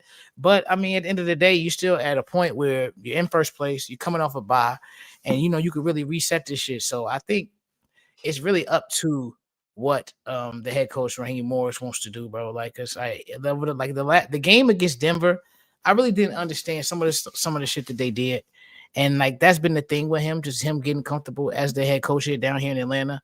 And pretty much Orlando's point, Kirk is Kirk. You're gonna get good Kirk, you're gonna get bad Kirk. But 9 times out of 10 until the playoffs or until a primetime game, you're gonna have a solid Kirk. So they're gonna always be in position. And that's why I think the Bucs will be able to overtake them this year. Because I mean, with the inconsistency that you expect from Kirk Cousins, I think as long as they get hot at the right time, they'll win the division. It's gonna be tough though, because the Falcons beat them. So that's gonna be the tough part. They got to finish with a better record. Man, do you think it's an overreaction to say that the Buccaneers can come in and swoop this division away from the Falcons? Oh, that's a fine. By the way, we're debuting the fine sign next Monday. Your mic is not working again. He gonna try to play with the mic and shit. Like, oh man, what the fuck? By the way, I've just been our super producer Nikhil. We're debuting the fine sign next week. The Orlando, fine, no. You got at least one more year before you see Michael Penix, unless Kirk just looks like dog shit. I think Bang got to restart or something, but because it might be the AirPods. We can't hear nothing you saying, dog. We can't hear nothing else. It's funny with somebody looking like, what's going on? What's going on? This is one of the few times Bang actually looks like an old nigga, and like he's like, what? Press what? I got it. What you plug in the Bluetooth? Well, he didn't turn that mic all the way around. We cannot hear you, bro. We cannot hear you. No, we can't hear nothing. It's like none at all. See if you can lock. We come back in, come back out. So he said Bang. We said Bang, wrench around and hit unmute. we gonna go to the next topic, man. As we wait for Bang's audio issues to clear up. He said he finna turn everything off. Elder abuse. Hey, Bang, when you come back, that wasn't me saying these things about you. It says you're unmuted, Bang, if you're listening. I'm going to text on that. But let's talk about the Philadelphia Eagles in my next overreaction. They are 9-2 right now. Had a big win yesterday at SoFi Stadium that looked like Lincoln Financial Field West, which every game in Fuck LA Orlando. looks like. Yeah. Well, go ahead. Go answer the question about the Bucks real quick. Real quick, nah, I don't think it's an overreaction. Atlanta been playing huff these last couple of weeks. They defense, they already needed some help on the defensive line. They definitely need it now. And Tampa Bay is playing lights out right now. So no, I don't think it's an overreaction. All right. Fuck you, Shane. Back to the Eagles, man. Look real good. What's my man? Saquon Barkley, man. I know that they don't give the MVP to running backs. It's a quarterback league, all that other bullshit, which I hate. I wish that the MVP was truly to who the best player was. I saw somebody tweet this. I forgot who tweeted it. They said, this might be a hot take, but I feel like that Saquon is more important to the Eagles' success than Derrick Henry has been to the Ravens. And I actually kind of agree with that. But Saquon had 26 carries, 255 yards on the ground and 2 touchdowns. The Eagles, man, that they're coming into form right now. They are on a tear right now. And with the Commanders loss, they've got even a bigger stranglehold on the division. If you look at the way they're playing, you look at the landscape of the NFC and other teams in the NFC, we look at a team who can challenge the Detroit Lions. I think the Eagles are the best equipped in the NFC to stop the Lions from making a Super Bowl. The Brandon Graham injury definitely hurts 100%. He had a big game before he got hurt. He's out for the rest of the year. And I think that's his career, right? Like he was going to retire at the end of the season, if I'm not mistaken. But that's what he said. That's what he said. So he's done for his career. So that's going to be a big loss there. But this is a veteran team. They've been him and the Niners been the top teams in the NFC the last 6 years. And I think that they found a way to win. That's very hard. It's a real old school approach. But say what you want about Jalen, which I'm not the biggest fan. But when push comes to shove, he can still make throws he needs to make to beat you. I think they're the biggest. I'm not saying that they will beat the Lions, but if there's any team in the NFC that can beat the Lions, I think it's the Philadelphia Eagles. Mikey, do you think that's an overreaction or not? No, not at all. I don't think you're overreacting. I think they're playing amazing ball. Like I had tweeted a couple of weeks ago when we were watching them play Jaden Daniels and the Commanders, the ability to throw 4, 5, 6 different pass rushers and to to continuously rotate them. Their secondary, they've seemed to have fixed that with, Quinyon Mitchell. And, the offense is there. I think, Devontae Smith was out yesterday, if I'm not mistaken. Devontae was out. And they still were able to put up, a 30-piece.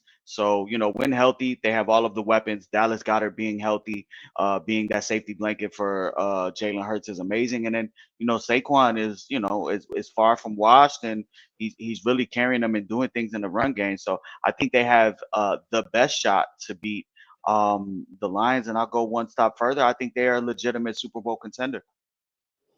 All right. I 100% agree with that. Now, I'm not an Eagles fan whatsoever. I'm not a Jalen Hurts fan. I don't like cheesesteak Matt Nagy, Nick Sirianni either, but I gotta give it to him. Bang, do you think this is an overreaction to say that they can challenge? They're the biggest challenge to the Detroit Lions? Hell no, it's not an overreaction. I think that team has everything that they need to go ahead and possibly contend for the NFC Championship. They've already been to a Super Bowl. Their coach is just as crazy as the other coach. No, I don't think it's an overreaction at all. Dante, what's your take on that? No, I won't say it's an overreaction. I think I as much as I enjoy watching DeAndre Swift play football, this is one of those. I wish Ryan Poles would have got that nigga. Like Saquon. I think we all said that. We all want to say Saquon's so good, bro.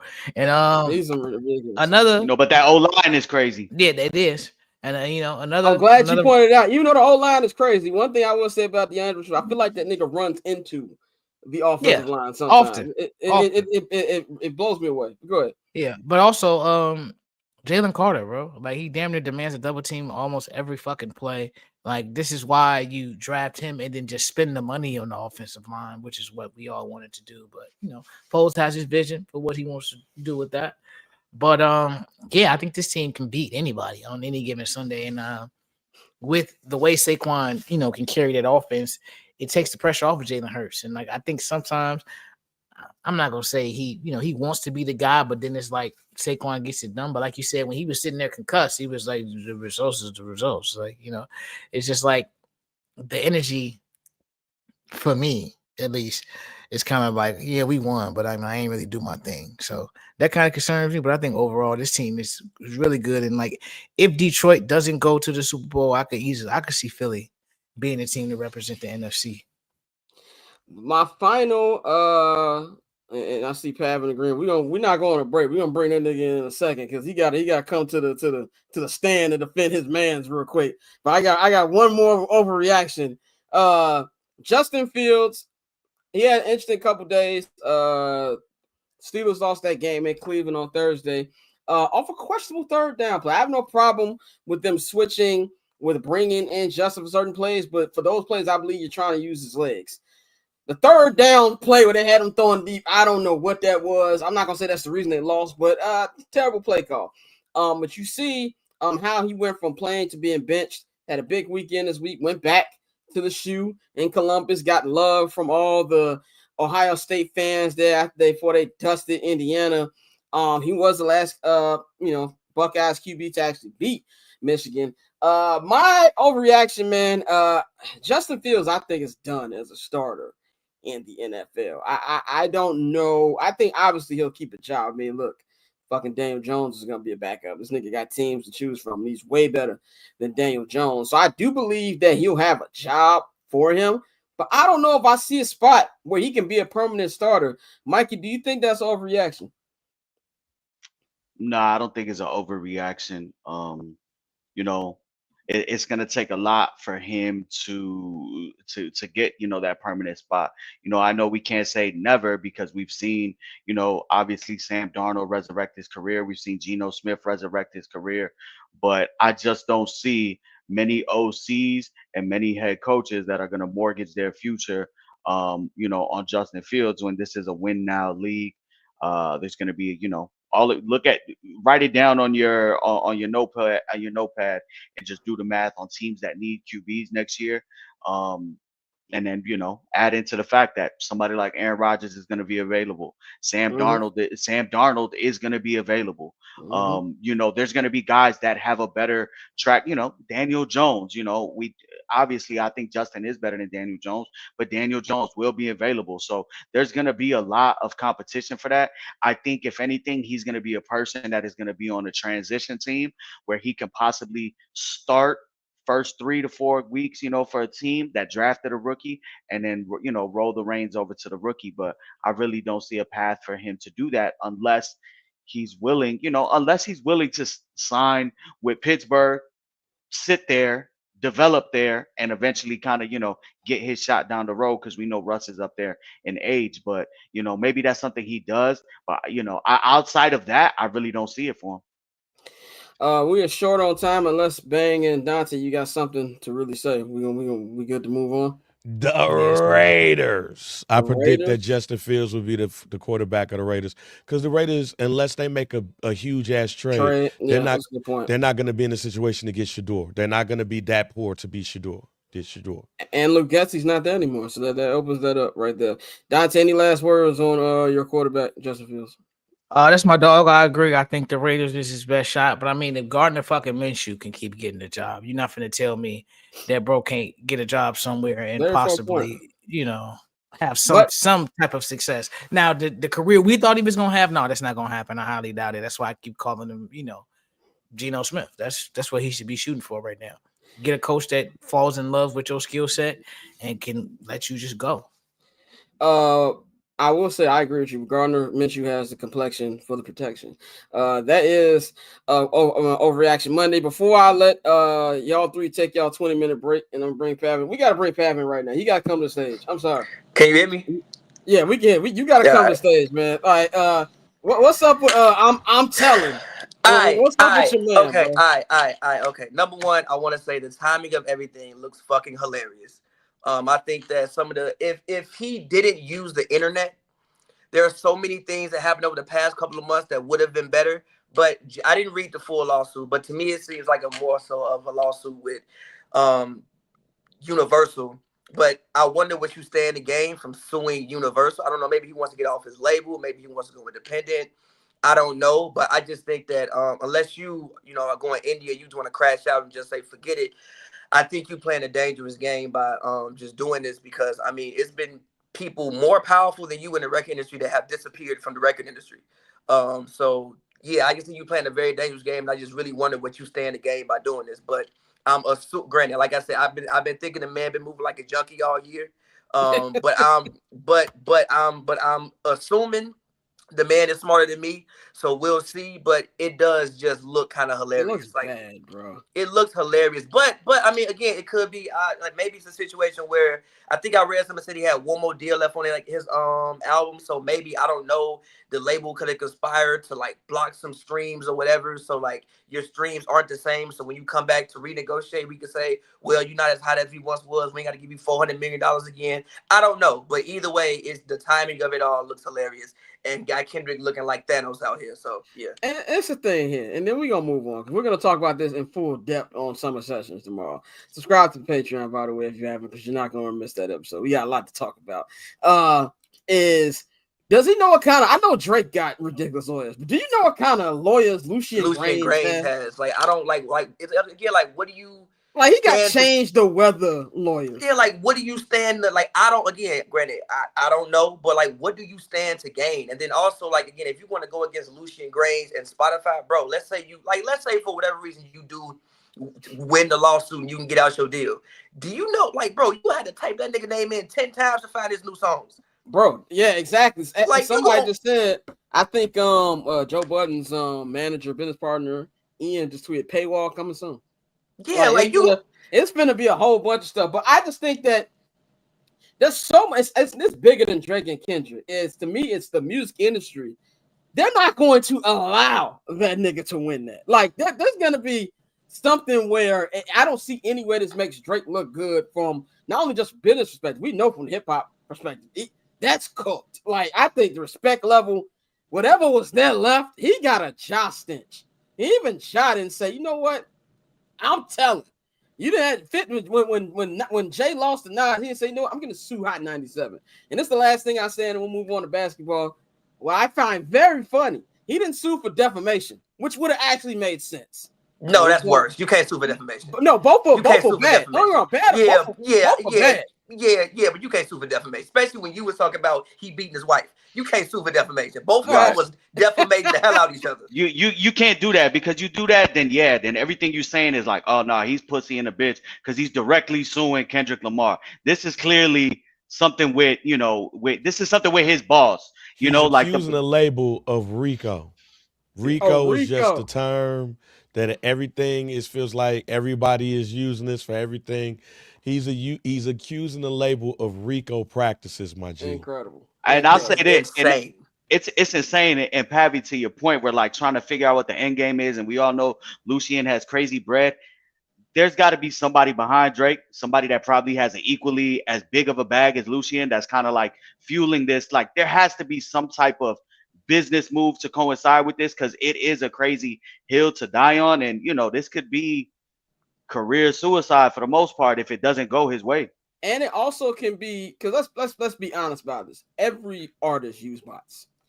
I think that's except for like Fonte now, like not my nigga Pavy, but yeah, everybody use bots. Not my nigga Pavy. Like, outside of Pavy, niggas use bots. I mean, everybody use bots. That's why I think it's going to a deeper, darker criminal link. That I know everybody's using crash out in the wrong way now, but this is the definition of a crash out. It's literally a crash out. Like you basically are just saying, yo, if we all going to hell. Right. We all going to hell. He doing the Nino Brown. I'm bringing them with me. That's exactly what he's doing. But Dante, Bang, and Mikey, we're going to let y'all take a 20-minute break. We'll be back in 20 minutes to talk football. I know y'all niggas don't want to talk basketball. I know y'all don't. So I'm not even going to waste y'all time. Bang looking like, man, you want to talk hoops? Did I overstep? Now he got up and left. Real quick, I will say not this week, but I've been paying this $16, so I'm going. Okay, all right. So you about to be back? Yes, sir. Back? Okay, cool. All right. But yeah, look, we're back here on I'm Not Gonna Hold You, man, for our weekly weekend in the association. Here with Pavy, man, when we go over all of the topics that happened in the NBA this past week. Then we go with the artwork. And Pav got some music dropping this in about 2 days. Tell us. Yeah. So me and the homie T, we did the Vibe Tape Volume 1. Maybe it was like a year and a half ago. We got a Vibe Tape Volume 2. It's called Customs. It's basically about we both did some traveling this summer. We wrote a couple of records actually while being out the country. So just I would call it just new information. Just new info. We got that dropping the night before Thanksgiving. I know it's one of the bigger party days of the year. So while you guys are, outside, hopefully y'all can, give us a listen and find something that you enjoy on there. Definitely 27th is one of the best drinking days. Detroit, what up? Where should I go in Detroit? I'm leaving earlier than I thought. Where should I go in Detroit? If anybody from Detroit, I've been to Detroit mad times. I don't know where to go to drink. But I'll just hit my man Chuck English. I'm going to hit Chuck up. He'll know what I'm going. Anyway. Let's get into the NBA, man. Let's talk about the Philadelphia 76ers.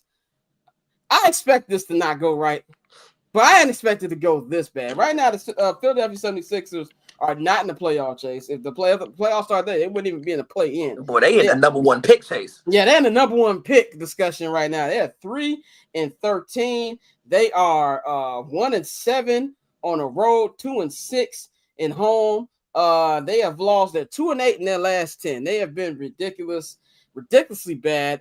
You've got team meetings happen where you got guys like Tyrese Maxey calling out Joel Embiid and saying, you know what? You need to be to stuff on time. We know you're a vet and you former league MVP, but I'm telling you to show up on time. Paul George doing Paul George things, not being healthy, going on his podcast and being mad at Clippers fans for booing him.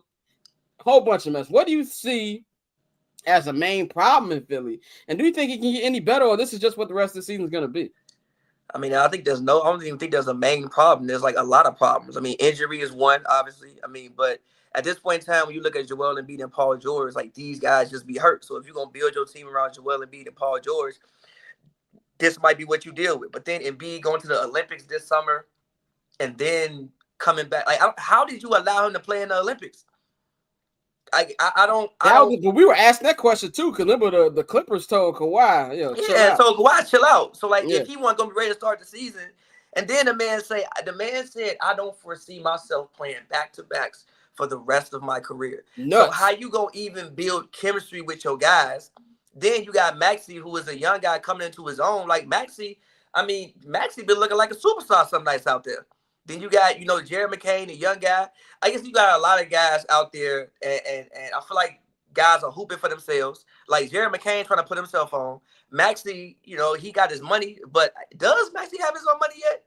I think Maxey got paid. Let me Google that real quick while you keep talking. Yeah, I think Maxey he got paid. I think he got paid, but you got guys out there going for theirs, and you also trying to work new guys in. So I don't foresee how it gets he better. Signed the extension in July. 5 years, $204 million. Fair, but he's still trying to establish himself. So it's just like a lot going on. And then also with Embiid, I mean, he's not the youngest guy of all time. No. And I've always said with Embiid, with his injury history, I mean, you got to think when he came to the league, he missed 2 years with, I think it was stress fractures in his foot. So he's the guy that's, once you keep getting hurt more and more and more and more and more, and they're lower extremity injuries, sometimes you don't have it like you once had it. He can always be able to score the ball, but defensively, I don't think he's been some dynamo defensively, honestly, like a few years to keep his G with you. So, this may be a little bit regression from him, also trying to work back in basketball shape. So, I don't know. I think there's a lot going on in Philly. And, at like a certain point in time, maybe it might be time to punt the season. Maybe, you know what, y'all go get healthy. We get us a pick. Let's say you end up, getting an Ace Bailey, a Cooper flag, and want to try it again next year or something like that. Because the way it stands right now, 3-15? Bro, you're going to have to start going on like 10-game win streaks and then 8-game win streaks. And with the way, the injuries are working out for them, I don't know if that's going to happen. So I think it's dark in Philly. I think it's genuinely dark in Philly. Yeah, and that's the problem, too, because you paid these guys. You know what I'm saying? And now it's not like they're supposed to be, in this situation, and I just kind of feel like the Paul George thing really kind of pissed me off about the being mad at Clipper fans. Like, what do you think about those comments? Paul George thing that pissed me off was he said, I was mad the Lakers was double teaming me because I was coming back from injury and I was just trying to hoop. Gee, what are we doing, bro? What are we doing? So you mad the Lakers trying to win a basketball game? Right. We supposed to just let you score 30? You getting paid $200 million. Figure it out. Yeah. They pay you to solve riddles. Solve them. So I don't know. Just Paul George and the podcasting. It's just a lot going. Jerry McCain dancing on TikTok. Now ain't nothing wrong with what he doing. But he over there dancing on TikTok. PG over there podcasting. Like, I don't know, yo. It's just like a lot going on over there. And just PG, a lot of PG's issues is just PG himself. What I want Joe Biden to do before he leaves office is to put an executive order and ban active athlete podcasts. Unless you're retired, shut up. You should not have a podcast. It looks bad for everybody. I said in the summer that CJ Stroud need to stop talking.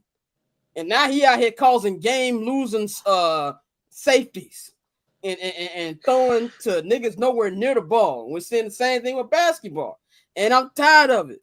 Ban the in-season part. I think the only person who get away with it is Draymond. Draymond still hoops. And if Draymond and also Draymond doubles down on the goofy stuff he does. Not even that, man. So that I respect it. Draymond is a 4-time champion, proven, and he's working on his second life. PG, you are 3-15. You should be in the gym. You don't need to have no podcast equipment. You need to be finding a gym in every city you go to. Yeah, exactly. Let's talk about another Eastern Conference team that has been running the conference for a couple of years. They start off pretty slow as well. This Dame Giannis marriage has not been going off the way a lot of Bucks fans thought. Something that you called was not going to happen from the jump. I mean, when the trade happened, you and Damian was like, yeah, I don't see this working. They played a little better.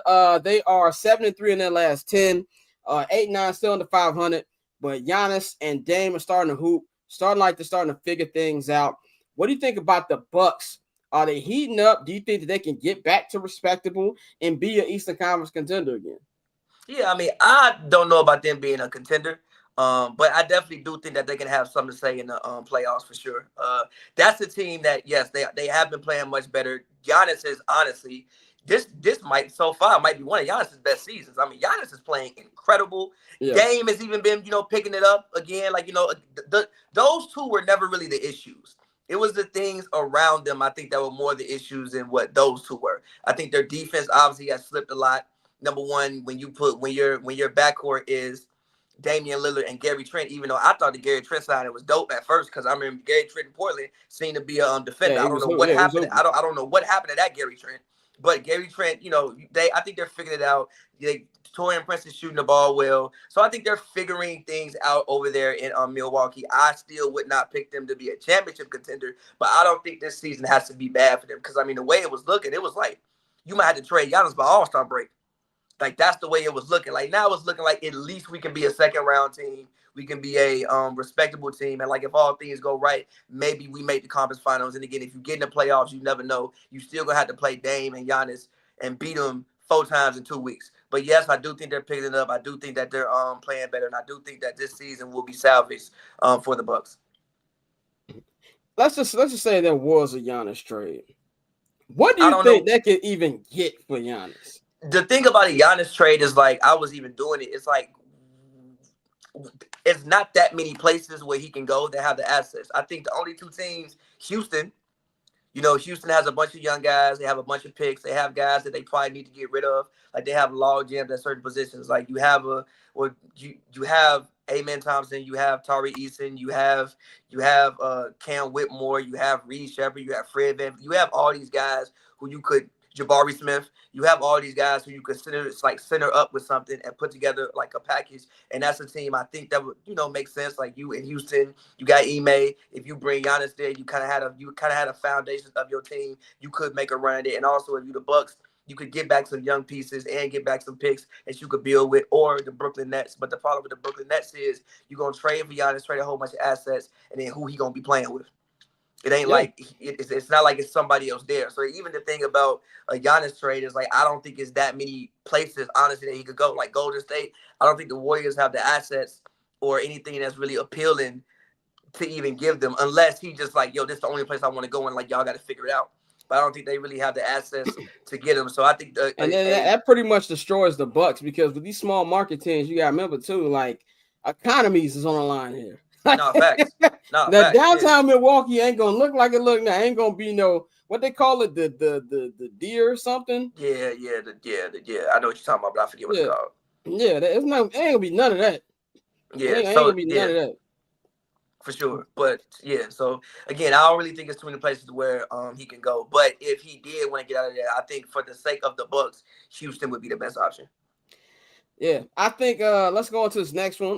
Even though this game happened about a week ago, it was a play-in game, a big game. Everybody's hyping up with the Cleveland Cavaliers coming in 15-0, going against the defending NBA champion Boston Celtics. Celtics got a good dub. Jason Tatum played well. Jaylen Brown played well. By the way, they're getting Kristaps Porzingis back tonight. That's a big one for that, for his be a season debut. There's a lot of returns in the NBA. Kevin Durant and Bradley Beal be returning tomorrow night in the play-in game against the Lakers.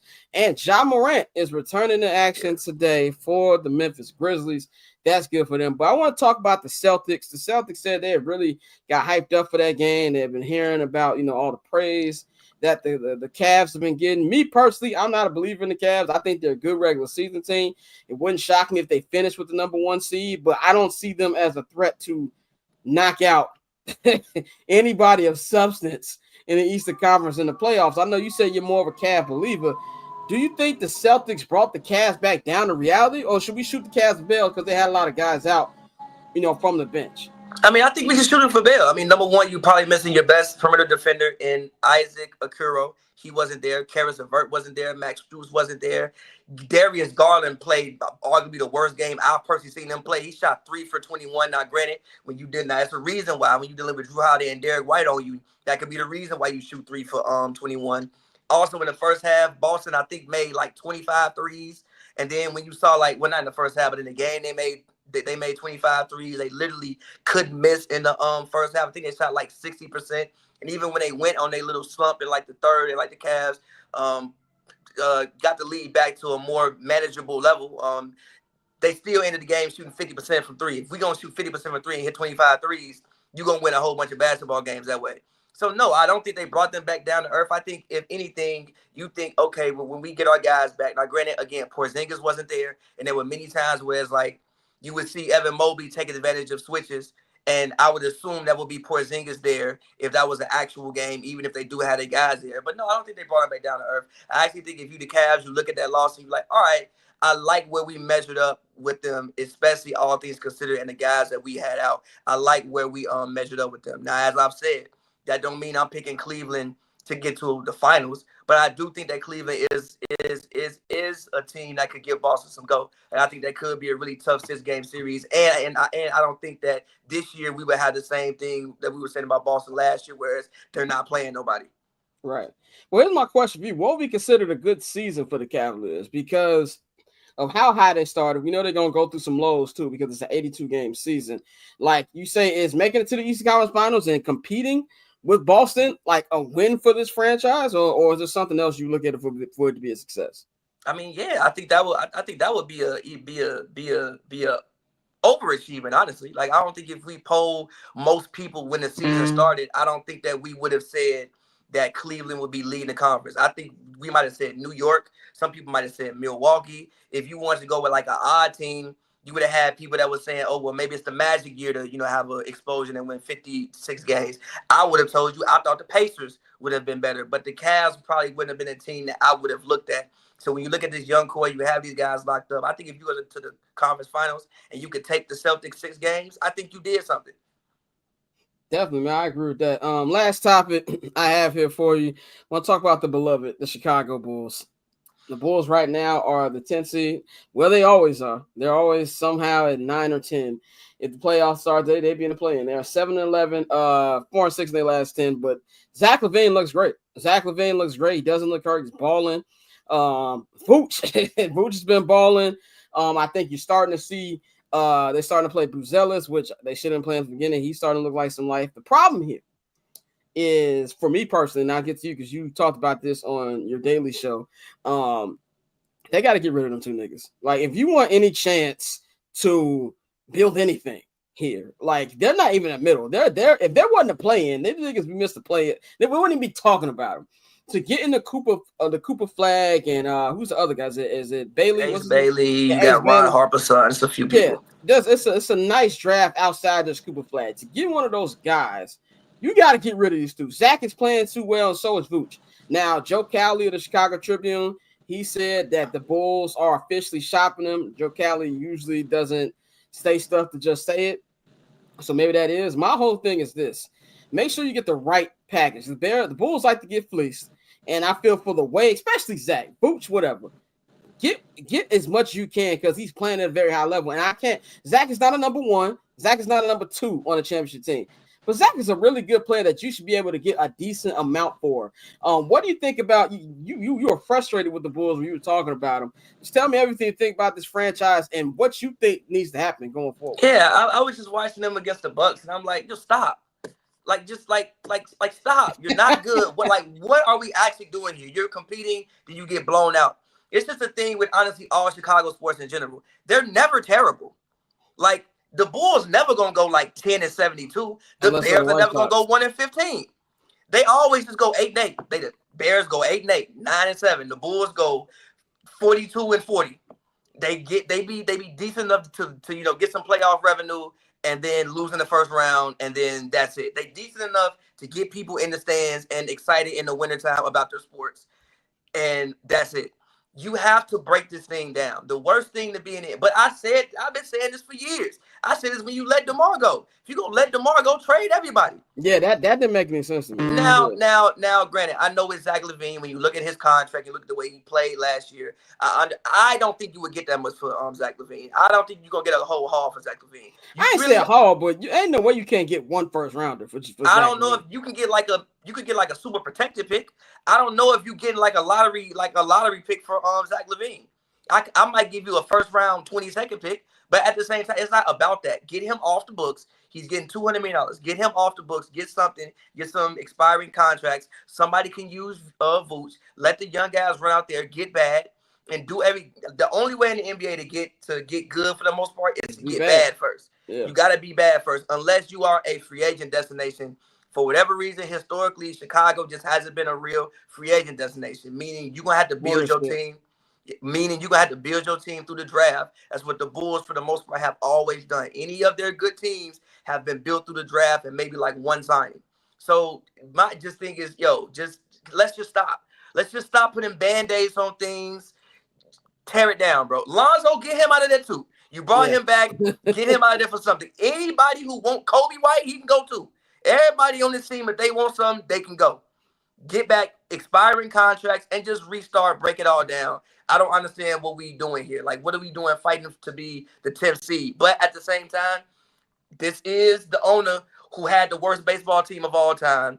And the Bulls going to sail out forever off the 90s forever. So they don't really have to put good teams in the stands.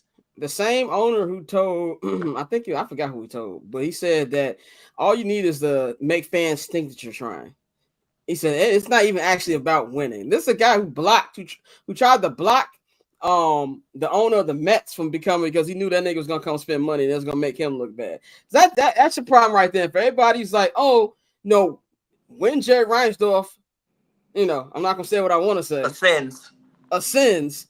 If you're a White Sox fan, he's gonna sell that. They're gonna sell that team. He has instructed the family to keep the Bulls when he goes. Now, granted, they can say "fuck my dad" and sell the team when he dies, but that's what he said. So they need to get bad now. But anything you want to bring up from the NBA before we get you up out of here?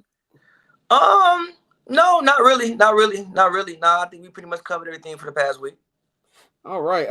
Let's let them know about your project coming out in 2 days again. Yes, man. Me and the homie T of the swim team dropping a project called Customs or the Vibe Tape 2. Like I said, it's just about our travels. We did some traveling this summer, and it's just new information. Hopefully, you find some things you didn't know about, or you hear something and be like, "Yo, I did that," or you just hear some jams that you like and you like to rock out with. It's definitely some really cool verses on there. Some verses I'm really proud of. I spoke in Spanish on one song, which was cool. So yeah, man. I hope y'all enjoy it and find something that y'all like. Definitely, man. You can follow Pav at Pavy World on all social media platforms. Visit pavverbs.com. Music drops on Wednesday, man. Pav, we gonna holler at you. My man. We're gonna take a quick 1-minute break, and then on the other end and block number 3, we're gonna recap this past weekend in college football. A lot of crazy upsets happened. We're gonna get Courtney's take on that, Courtney and Dante's takes on that, and then we're gonna preview week 13 in the NFL, man, since we're not gonna be on the air on Friday. We'll be right back. So cool. Triple double hat trick, I know the code too. Ice trade, go for trade, yeah we cold too. Getting paper on these player haters, old news, money on the other line, so I'm not gonna hold you. Money on the other line, so I'm not gonna hold you. Money on the other line, so I'm not gonna hold you. Money on the other line, so I'm not.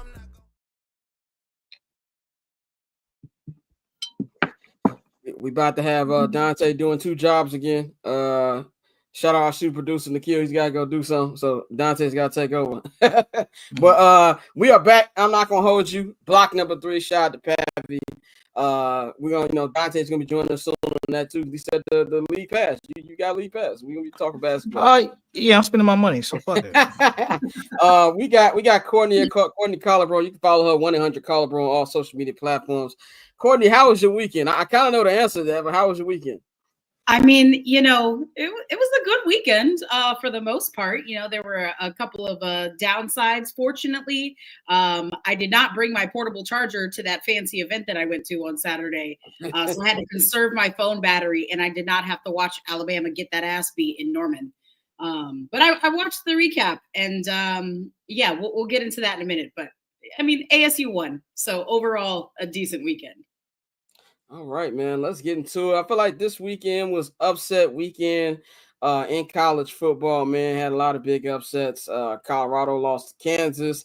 I didn't know that was that a special thing with them playing at Arrowhead? They don't usually play at Arrowhead. Their football stadium is being worked on, so they're playing in Arrowhead. Okay, all right, cool. You had that. You had the Alabama upset. A lot of crazy things. Courtney, tell us what some of your observations have been from this upset weekend in college football. I mean, overall, people are who a lot of these teams say that they are, man. Alabama lost another game that they had absolutely no business losing. As of right now, I really don't know what the identity of that team is.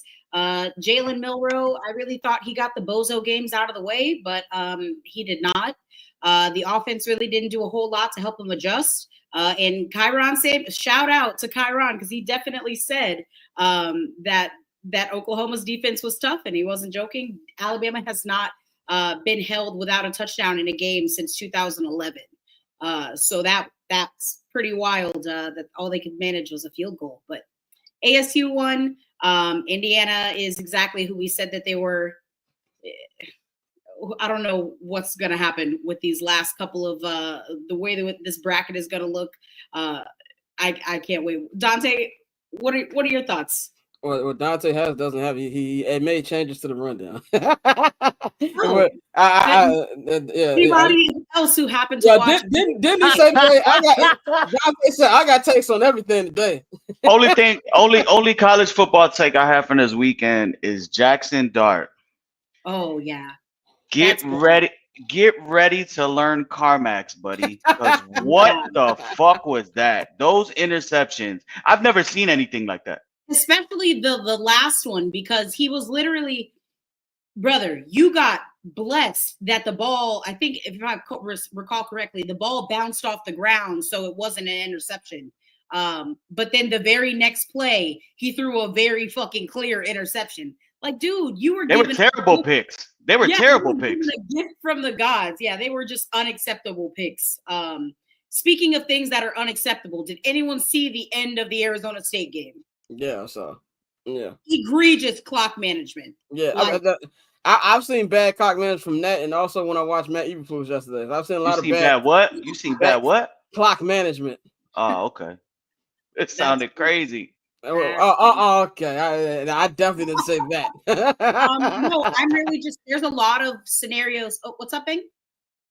Bang, Mike game. I hear you, big dog. I was wondering what you was trying. Nikhil said last time you unmuted, so it might be something with your microphone. Hey, we gotta send a young nigga to Bang House to set his audio up. We gotta get this together. we got okay, let's see if we got it. Damn, man. There what we the go. hell going on?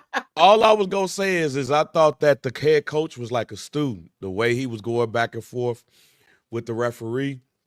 I mean, I thought that was a student. I didn't know that was the head coach. I was like, yo, this dude. That is our young coach. I think he's the second youngest coach in He like a douche. Right. He look like a douchebag. Like, you know, I motherfucker like, he was a douche. Like he that's got a very punchable face. Do you know who my father is? Yeah. My coach, and I'm gonna stick beside him. He pulled the Drake. I'm gonna call my lawyer. He was giving up Christian Bale and Shaft vibes. Listen here, buddy. Yo, what's white people's favorite angry word? Let me hear champ. Let me tell you right now. Courtney, what's the white boy running back name? Because he's a beast. Cam Scatterbo.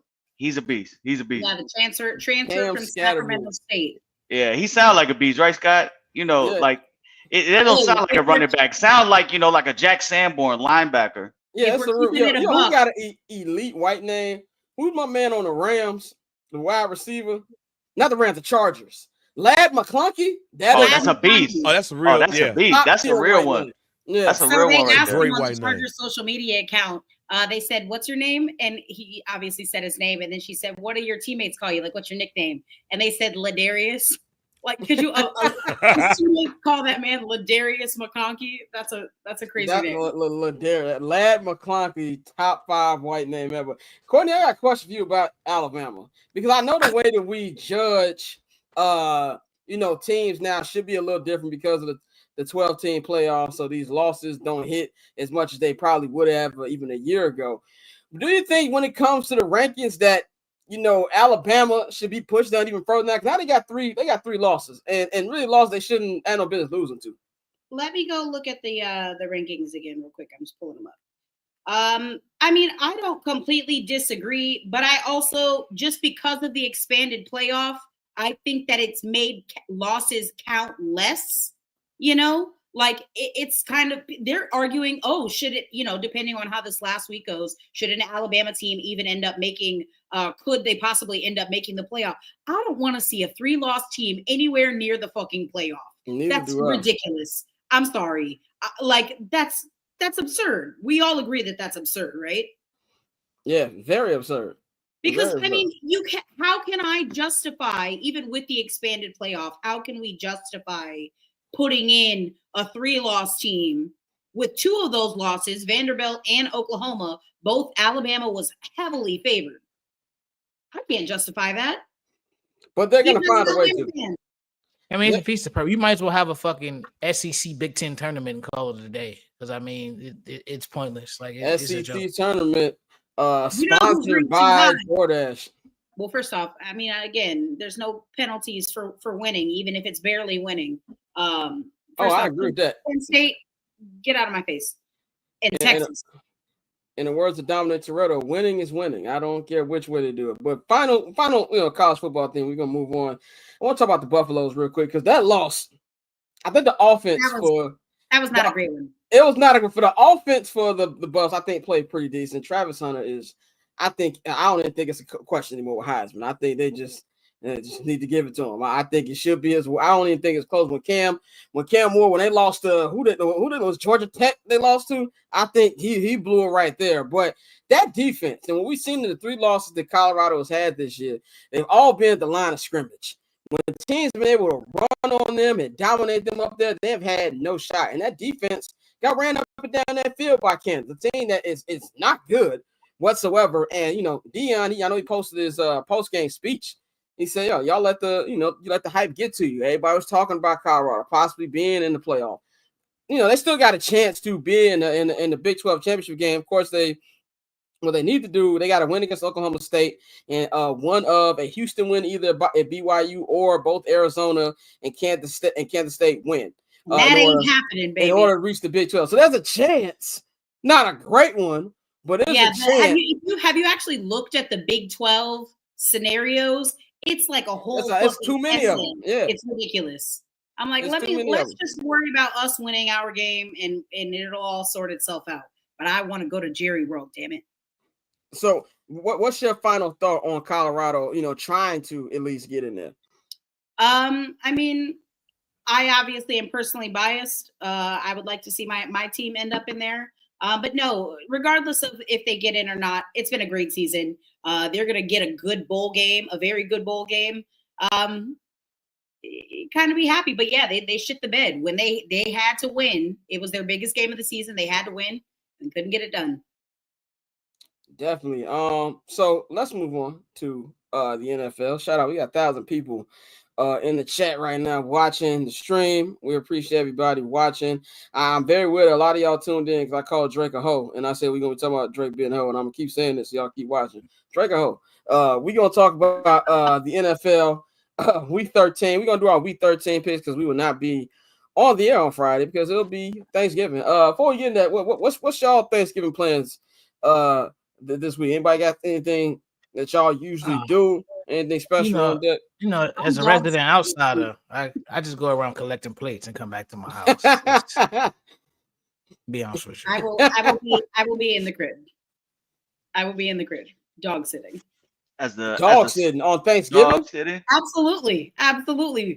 Listen, ain't nobody to argue with me. I can drink in peace and chill on the couch. It's gonna be glorious. Hey, I can hit my people if you need a plate. Let me know. Oh, no. I'm making my own food. I am making my own food. All right. No. We got a whole thing going on. I can't wait. I got some. We'll talk more about that. But we're gonna be vibing all day. It's gonna be glorious. Mikey, what you got on deck? As a child of a broken home, I get to split my Thanksgiving, between two families. So that'll be fun. And the Bears get to start it off right with a nice L. But holiday season for us means Coquito is in the fridge, so I'm ready. Have you no faith, Mikey? Nah, hell no. Hell no. I got faith in David Montgomery, 2 touchdowns, and like me and Bang said earlier, when we were texting, we taking the over, and we probably gonna take the Lions team total over. They are scoring more than 27.5 points. Mikey's weekend bets. Thank you. Bang, y'all having a group thing at the crib? What's going on? FanDuel, that's what's going on at this crib. FanDuel and tequila. I'm trying to figure out which bottle of tequila I'm gonna buy. Is it Don Fulano? Is it G4? Is it Gonzalez? That G4 is nice. That G4 is nice. Oh my God, yeah. That Gonzalez. I might end up doing that. I'm taking the bottle to the head. That's what's gonna happen for Thanksgiving. Yeah, because the Detroit Lions gonna take a bottle to the Bears head to start the day off. Yeah, it is. I can't run and kill a season, nigga. Yeah, you're right. I will be at Ford Field. I just saw that tweet text. I will be at Ford Field watching the Bears get cracked. I have family in Detroit, so it's not like I'm just in Detroit. So that'll be cool. I'm not gonna be able to eat till late. Like they give Thanksgiving food. I did the Bears Lions Thanksgiving game 3 years ago, but it'd be too early in the morning. I'm not trying to eat that at 11:30. Like who wants to eat stuffing and turkey at 11:30 in the morning? That's just too early. Caucasians. I mean, that's actually really shocking because Black people usually try to get the food in early so you can have multiple plates throughout the day. What niggas you know? Yeah, I'm about to say, what house you been to? My family. You gotta wake up early. If a nigga early. eating at 4, that's early. Yeah, no. Yeah, we but lived niggas in eating at 4, that's early. If I'm eating at 4, that's because my grandma done pulled me to the side and say, "Here, Poppy, here's a plate before everybody comes." Right, And I'm exactly. eating that shit in the back, you know. But like last year, you know, my girls have Puerto Rican, half Italian. So last year we spent it with the Italian side. They were bitching because we had to drive from Miami. They eat at 3 o'clock. And like we walk in, it's like 3:15, and everybody's already standing waiting to pray. I'm like, what the fuck is this? Get me out of here. Bruh, Mike, you hit the nail on the head. I'd definitely be like, hey, come get some of this food real quick. Like we sell like a side dish sheet of Yeah, you know, you walk in the eating it for My mom would Walk in always the make back. like a ham and then like a separate ham, so people, because it's already fully cooked, so you just put it in the oven for like an hour, and then like a little thing of King's Hawaiian rolls, so people wouldn't pick at the other food. Well, you know. niggas just getting to the house and turn on a game. I guarantee you, because a lot of my family gonna be coming down the trip. We're not gonna be eating till like first quarter of that Packers Dolphins game. Like what time is that game? Hey, that's the night game, right? It's a night game. Yeah. Yeah, That's when you go to the kitchen and you kind of peek around, see what's there. You open in the tray. I grab a little bread and butter, throw it, walk back and see this Cowboys game, waiting on everybody. And then the room sound like first take. Like exactly what it is. No, those tickets, the cheapest ticket to get into the Cowboys Giants game this weekend is this Thursday is $25. I've never seen Cowboys tickets this year. Well, yeah, that's because you got Tommy DeVito standing versus room only, but like Rush. standing room only is actually not a bad section at I've never sat personally, but it's a nice angle. Definitely. But let's get into it. Let's preview these. Courtney. Let's preview these holiday games. That's bullshit of me. My bad. You know, I ain't broke as fuck, but I mean, I heard it's a good view. I don't know about y'all poor niggas, but anyway. But let's preview these Thanksgiving games. Me, Bang, Mikey, and Dante all said that the Bears gonna get their heads cracked, and not only they're gonna get their head cracked, Matt Eberflus will be fired on the weekend. Courtney, what's your score for the Bears Lions game? The score? Yes. Give us a score, because I know you're gonna pick the Lions. So yeah, I feel like I have no choice. But I don't know. I feel like it's gonna be like a respectful score, like a nice like 30, 35, 14, possibly 21. Yeah, you know, you're not getting that ass whooped completely, you know, like the defense might fight for it. That's a 21-point win. That's a definition of ass whooping. I'm just trying to be a little nice, you know. It's hey, if that's the score, I'm eating at noon. Yeah, I'm eating at noon, and I'm gonna take my girl to go see Wicked, and then we come back for the Packers game if that's the score. Wicked, not Gladiator 2, brother. I already peeped. Oh, how is it? Is it worth it? It's cool. Shout out to my man Denzel. You know, obviously it's not like number one, but it's dope. Bet. I'll check it out. 35-14, possibly 35-21 if they manage to finesse a garbage time touchdown somewhere in there. I've got 42-24 as my score, but we're going to go on to the other games. We'll go in this order: Dante, Bang, Mikey, Courtney. We're going to start with that. So we're going to go Cowboys Giants in the second game, a game that I will not be watching 1 second of. I will, thank God, be doing post-game work, so I won't be watching that. Gustavo says, I recently got laid off. Mikey, I need help with a generational wealth parlay. Well, first off, man. I'm sorry. Hey, stay tuned, man. I'm kind of right now as we're talking. I'm trying to cook this same game, but pay attention to the Twitter. I got you.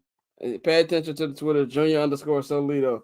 But yeah, Cowboys Giants, terrible game. But I'm going to say the Cowboys are going to win just because the Giants they're just like unspeakable bad. So I'm gonna go with the Giants in this one. Go ahead, Dante. I'm surprisingly gonna go with the Giants too. I don't know how they're gonna get it done. This is probably gonna be a horrible game.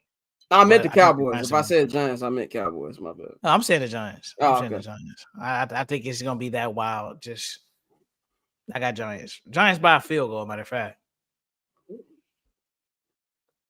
Nah, ain't no way in hell I go for the Giants in this one. It's got to be the Cowboys on this one. It better be. Yeah, that CeeDee Lamb anytime touchdown is gonna feed us Thursday. Give me the Cowboys. Yeah, I too am gonna take the Cowboys. Dante, I don't know what you see that I don't, but I think the Cowboys win this one. I think it's just more so of I don't give a fuck who wins. So it's like, let's just go for it. I was about to say Dante sees a blunt and a bottle of 1942 at 3 p.m. You feel me? Yeah. I'm curious. What's y'all's go-to drink on Thanksgiving? I have one. Tequila. Usually because I'm around family, I usually drink dark liquor. This is gonna sound funny. For me to get through some of the sports conversation that we gotta have. So I'm Jameson. Jameson is like the fifth starter in rotation. It's not bad. It's not the ace. How do you consume Jameson? I pour it in a cup now and drink. Oh, I didn't know you were just Jameson. That's kind of wild. Yeah, you drink JMO straight or like neat or whatever. Yeah, I drink it. I'm normally like a Jameson and Sprite, but JMO's fire. JMO ginger, damn. I stopped, spiking, as I like to call it. My alcohol a long time ago. I do tequila and soda. Now if I'm in a spot where I can't really like get comfortable and drink, I might throw a little bit in there. But for the most part, I just drink it straight, my whiskey at least. And and it's like your fifth starter. Like, it's good for 9 to 10 wins a year. It's not the best whiskey out there. It's not the ace. If I need to have a whiskey, it's not my go-to. But it's my, because I'm usually on most nights I'm usually drinking wine or tequila. So if I do dark liquor, I'm doing Jameson. So I will have a Jameson after I watch the Bears get destroyed. At the family's crib is mainly Modelo's. Like, we just drinking beer in between, but we heavy on shots. So we just start talking bullshit and grab a bottle, Don Julio, whatever, or that Cristalino's fire, and we, tequila and beer in between. And then for the, for the ladies and the family, we bring wine and then my grandma will make that coquito, and we get Mikey, I need some of that. I need a bottle, dog. Ship me a bottle, my G. Yeah, ship me a bottle. I need some of that. But yeah, and then also tequila neat for me. If I'm at the crib, it's tequila neat. But if I'm somewhere else, it's a Mexican mule. Give me a Mexican mule. And that's a good one. And with Crown shots, apple and Martinelli's apple juice. That doesn't sound bad. It doesn't sound bad. But it's got to be the glass bottle Martinelli's. You can't. For 100, all apple juices are not created equal. I'm glad you said that. Heads, no, you got to use the glass. You got to use the bottle. Yeah, when I worked at Amazon Studios, there was like a restaurant on the first floor, and they always had the bottle apple juice. I would get that every day when I had that. But I also say this too, like when it comes to shots, I don't do them as much because they hit me later on. When last time I had shots was we was at the FanDuel for my birthday, not FanDuel with DraftKings.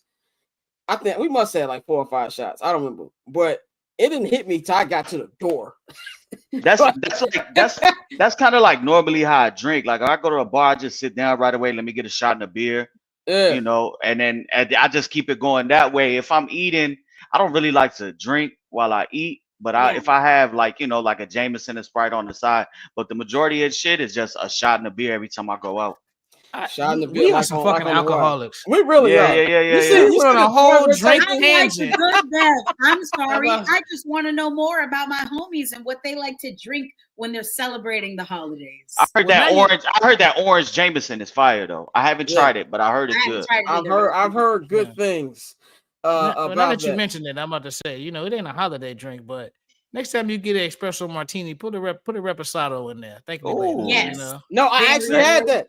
I had that at Pavy's album release party, and I'm gonna tell you, I was in the middle of Delilah, looking like I ain't know where I was at.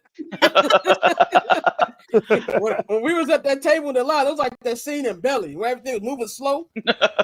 I ain't know what was going on. Wait, let me ask for the non-Chicago and Courtney. Do y'all do Black Wednesday?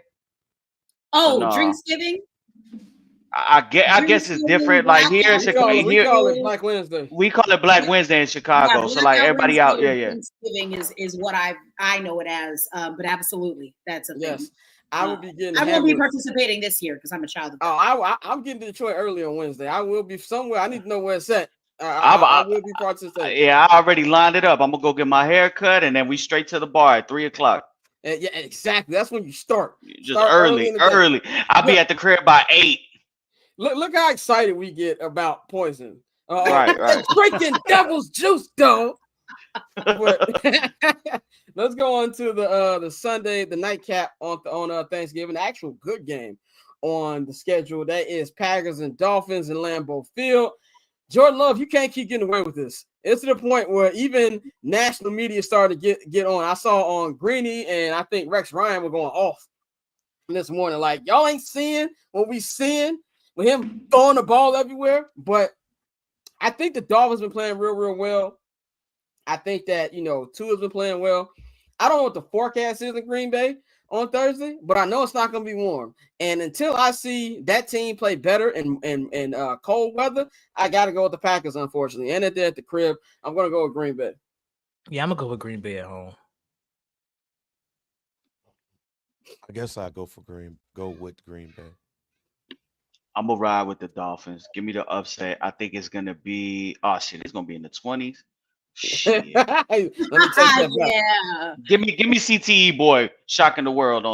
Remember last year the Dolphins won on Thanksgiving. They beat the Cowboys. They were in Miami. Oh, that was Christmas. That was Christmas. Yeah, They beat. Yeah, was Christmas. in Miami. Yeah. They was in Miami too. I'll take the Dolphins. Fuck it. I'm taking Green Bay. I don't trust Tua in cold weather. Let's go to a Black Friday game on on Black Friday in Kansas City on Amazon. It will be the Kansas City Chiefs taking on the Las Vegas Raiders. Man, the Chiefs just got done being in a shootout with the Carolina Panthers. I think that this will be a competitive game. I hope it's a competitive game because last year's Black Friday game was disrespectful. When it was a backup bowl because Tua was out and so was Aaron Rodgers. So this will be better than that just by default. I think the Chiefs get a dub, man. I don't think that Patrick Mahomes ever lost to the Raiders. No, that's I lost last year. Yeah, but I don't think I'm gonna go with the Chiefs in this one with a Black Friday dub. Yeah, Kansas City. The Raiders ain't gonna win another game this year. AOC ain't about to do shit with the damn Chiefs. Yeah, Chiefs. All right, clean sweep right there. Let's get into the Sunday game since, like I said, we won't have a show on Friday. So if you're betting, don't listen too closely because we don't know who's gonna be in or who's gonna be out on Sunday. But I will be uploading this video like we knew on Sunday morning. But Patriots Colts in Foxborough. Drake May been playing pretty good. The Colts, Anthony Richardson, have been competitive these last couple weeks. This is gonna be a very interesting game.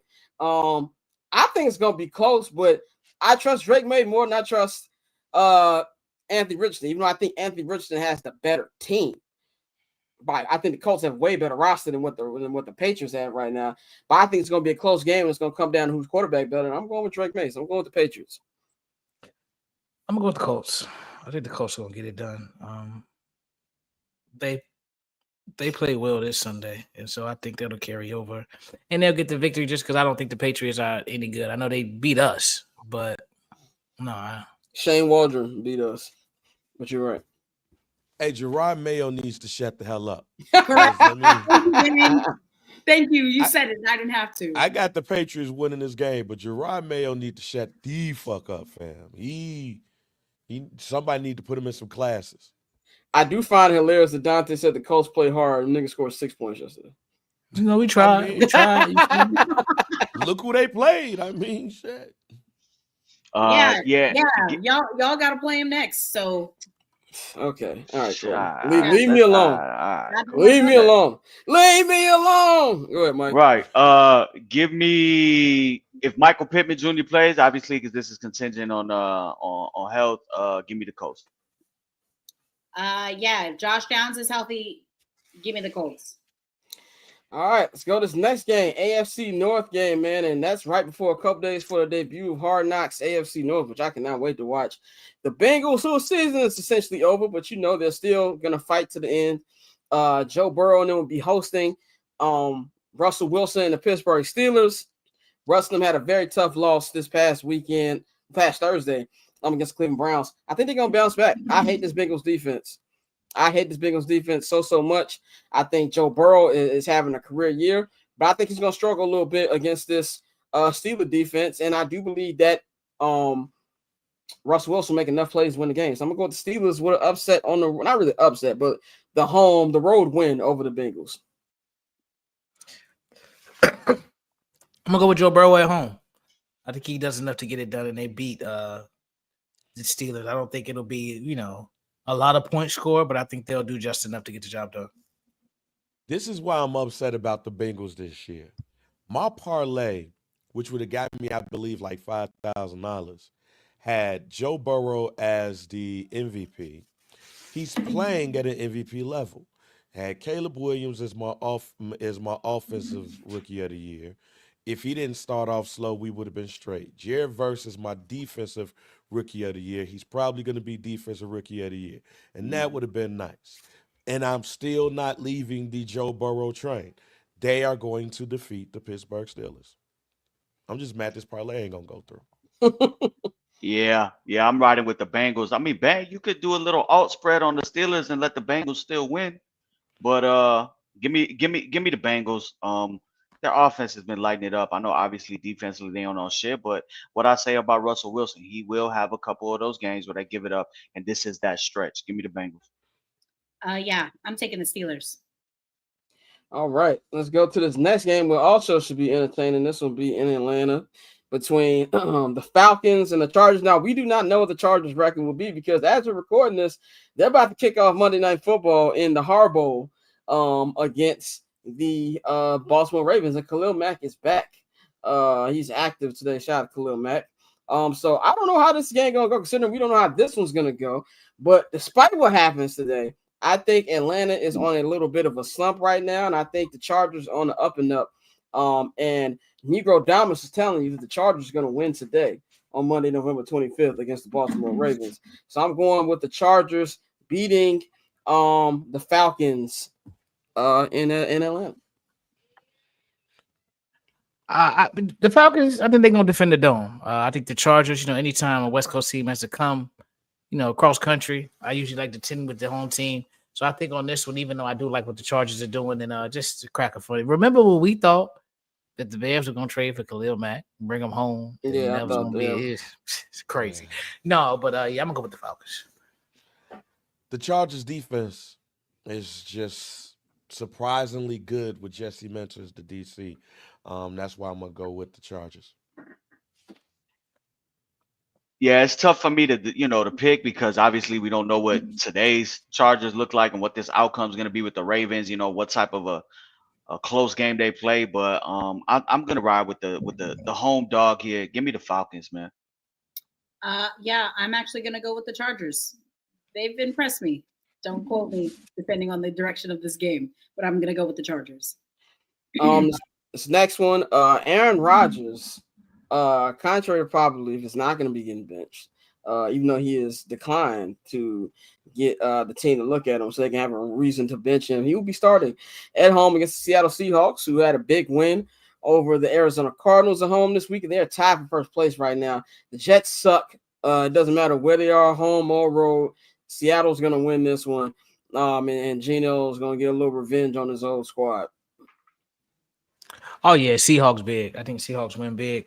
The Jets, this is like the ultimate shit show, and it's crazy to see Aaron Rodgers. He may end up having, a very similar career arc to Mr. Brett Favre. But I'm going to go with the Seahawks. He said Geno revenge game. I got the Jets in this game. Don't ask me why. You just got him. Just got him. All right. Give me the Seahawks. Big Kenneth Walker gal. Give me, yeah. I'm taking the Seahawks. You right, Courtney, right there. This is a big Kenneth Walker game. Give me Seattle. Give me Geno. Team still playing for playoff contention. All right, let's go to the next game. Texans looking crazy. Like I said, Trillburger Twitter apologized to me for what I said a couple weeks ago, and I was right about CJ's sophomore slump.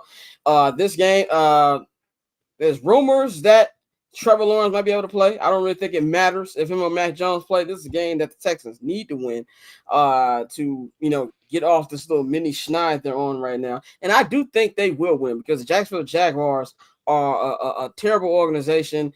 They're run so badly, they actually kind of make the Bears look like the Yankees. That's how bad the Jacksonville Jaguars look. I'm going with the Texans in this one.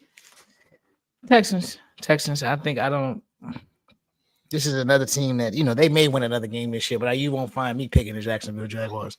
I'm gonna go with Houston. Yeah, I'm not gonna do the dummy either. Houston Texans. Bounce back game for CJ Stroud. Fuck, man. Give me Houston, man. Give me Houston.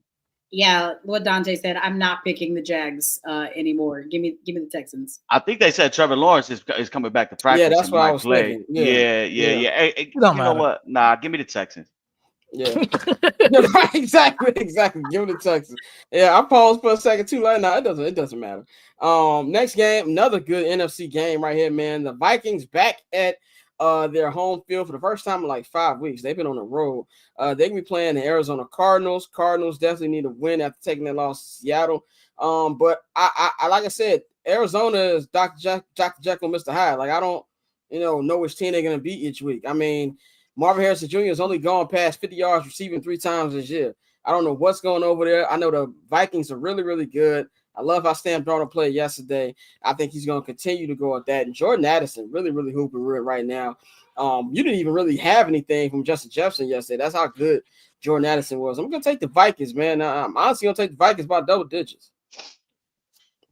Yeah, I'm going to go with Minnesota on this one. I think you get I don't even necessarily a bounce back game because he's going against a lesser cornerbacks, so to say. I think the Cardinals have been entertaining, but I'm going to go with the Vikings to get it done. Yeah, man ain't gonna come out of here with no win. I got the Vikings. Yeah, give me the Vikings, man. Free Marvin Harrison Jr. Yeah, I'm going with the Vikings as well.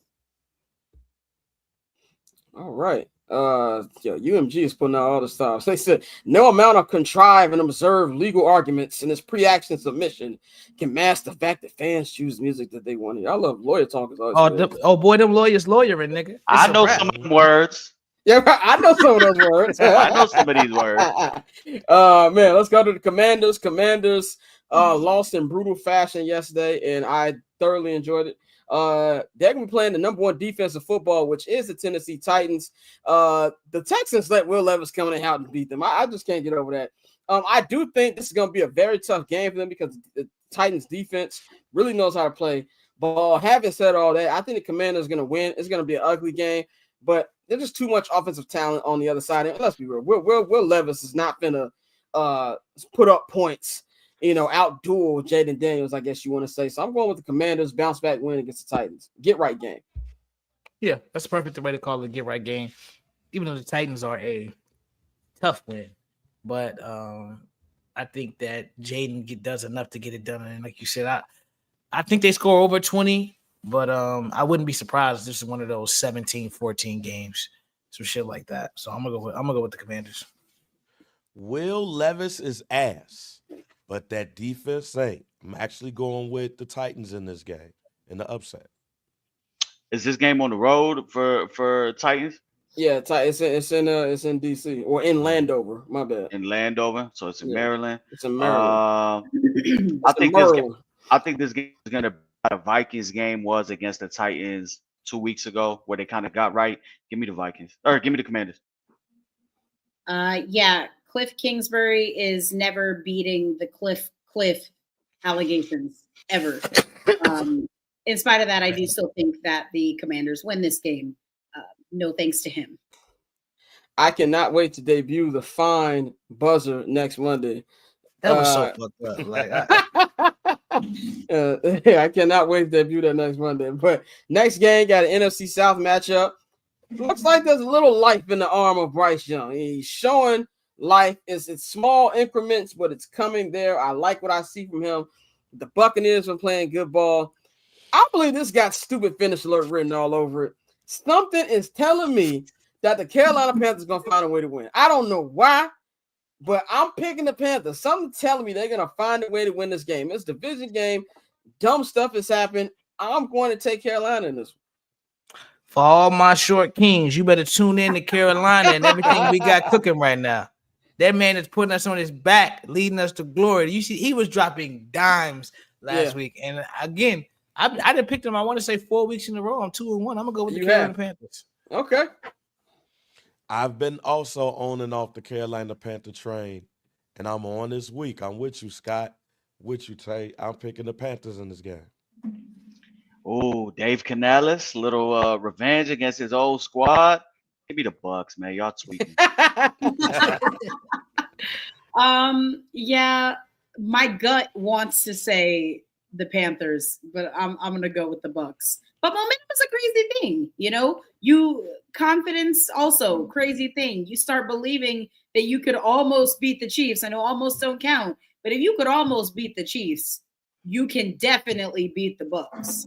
I love that he did the Tommy DeVito, and they asked him, "Is he Italian?" He said, "I don't know. I haven't checked my 23andMe." It was hilarious.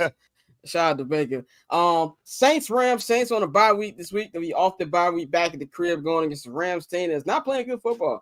And I want them to continue to play not good football. So Sean McVay can retire, and maybe I can keep my theory of, I know it's not going to happen before Mikey laughs, of entertaining him liking Chicago weather. But Saints Rams, I think that the Rams are not playing good ball, but I don't like the Saints. Sorry, Courtney. I'm going with the Rams in this one.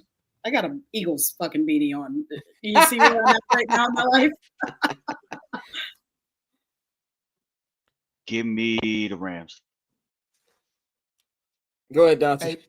Yeah, no, I had to cough. My bad. I too am picking the St. Louis. I said St. Louis. I did that like 2 weeks in a row. That's crazy. I'm picking Fine. It's been like 15 years, bro. No, you can't find as much as you be mispronouncing shit. You can't find. Hey, guess what? Guess what? What does the thing say on the banner? I'm gonna tell you what it says. It says hosted by Oh my god! I make the rules here. So he James Brown in this bitch, JR. He gonna start hitting us with the 5. Don't like nothing without David Ruffin. Nigga pulling up the graphic. Hosted by. That's crazy. Hey, man. Hey, Scott. Yeah, hey, what nationality is Sean McVay's wife? She white, ain't she? Like, but what? Like, she Russian? Oh, I don't know. He's asking if she's definitely spicy white. She definitely spicy white. Because I'm thinking about like her being at some like Billy Deck event. That's what I'm saying. Like, she's what? Is she white enough to be at a Billy Deck event? That's a good question. For those who don't know what that is, what is that, Bang? Basically, the whitest of the white and the richest of the white people and bears be at Billy Deck events. Yeah. I have once been at a Billy Deck event. Is it a Yeah, Billy Deck, like on all of the good restaurants and white clubs here in Chicago. Okay. How old is he? Shit, I think he's in his late 40s, but Courtney trying to come up, man. Yeah, she's trying to come up. Yeah. But yeah, I have two went to a Billy Deck event, and I was there. And shouts out to me and Sean Davis, and we saw all of the pomp and circumstance there.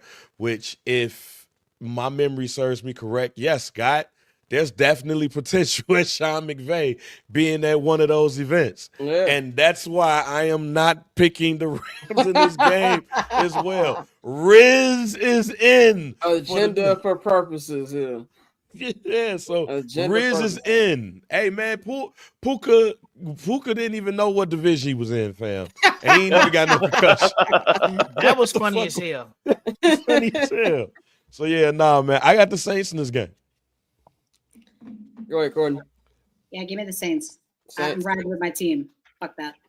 All right, next game, Ravens, Eagles. Granted, we don't know what the Ravens game will be like, because like I said, we're doing this early, and the Ravens about to play in like 25 minutes. Having said all of that, I'm big on the Eagles right now. It don't matter if the Ravens win tonight or not. Even though it's on the road, I'm going with the Eagles, man. Going with the Eagles. Fly, Eagles, fly. I think Saquon is going to have the bigger game than Derrick Henry, because in these games, off right now. In these games, I was up in my fucking fantasy team by 50 points going into tonight. Broke for 47. Well, you know how that is with that play calling, man. But yeah, yes, I'm going Eagles. I think this has game of the year potential right here. Yeah.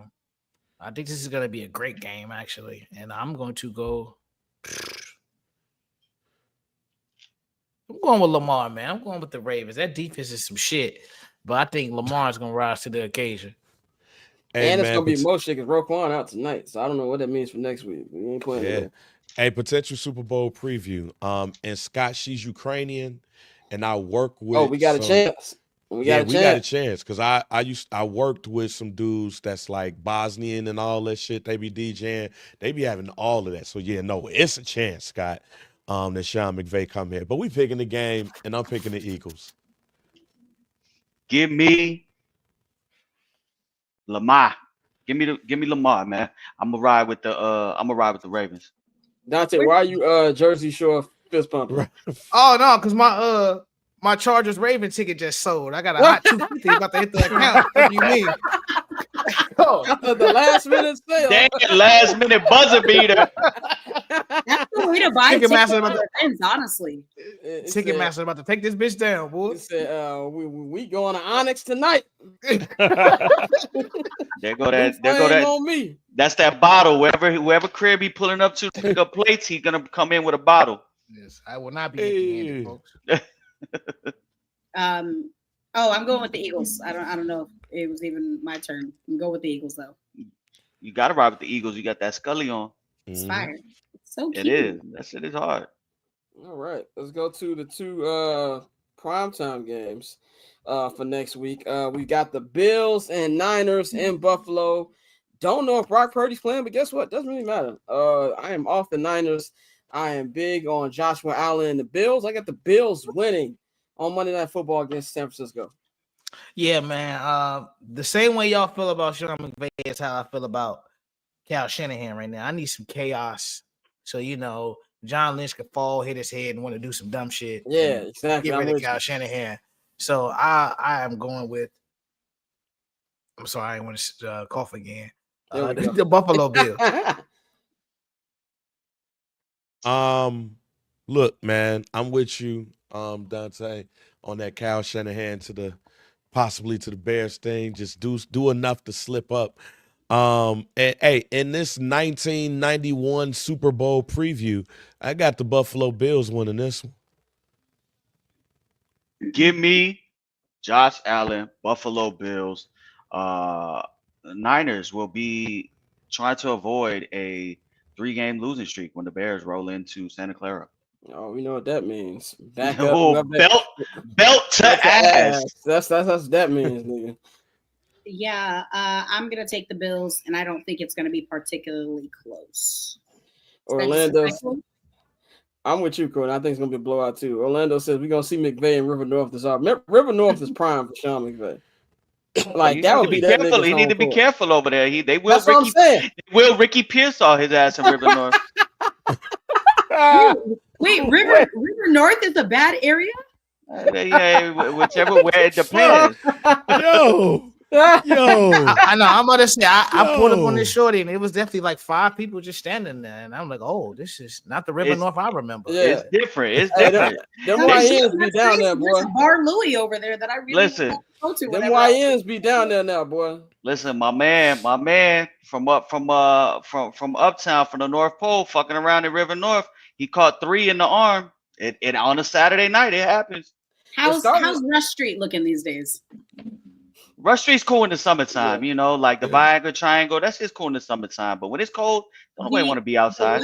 The Viagra Triangle. The Viagra Triangle. That's where you see all the old men with the young ones trying to get that bag.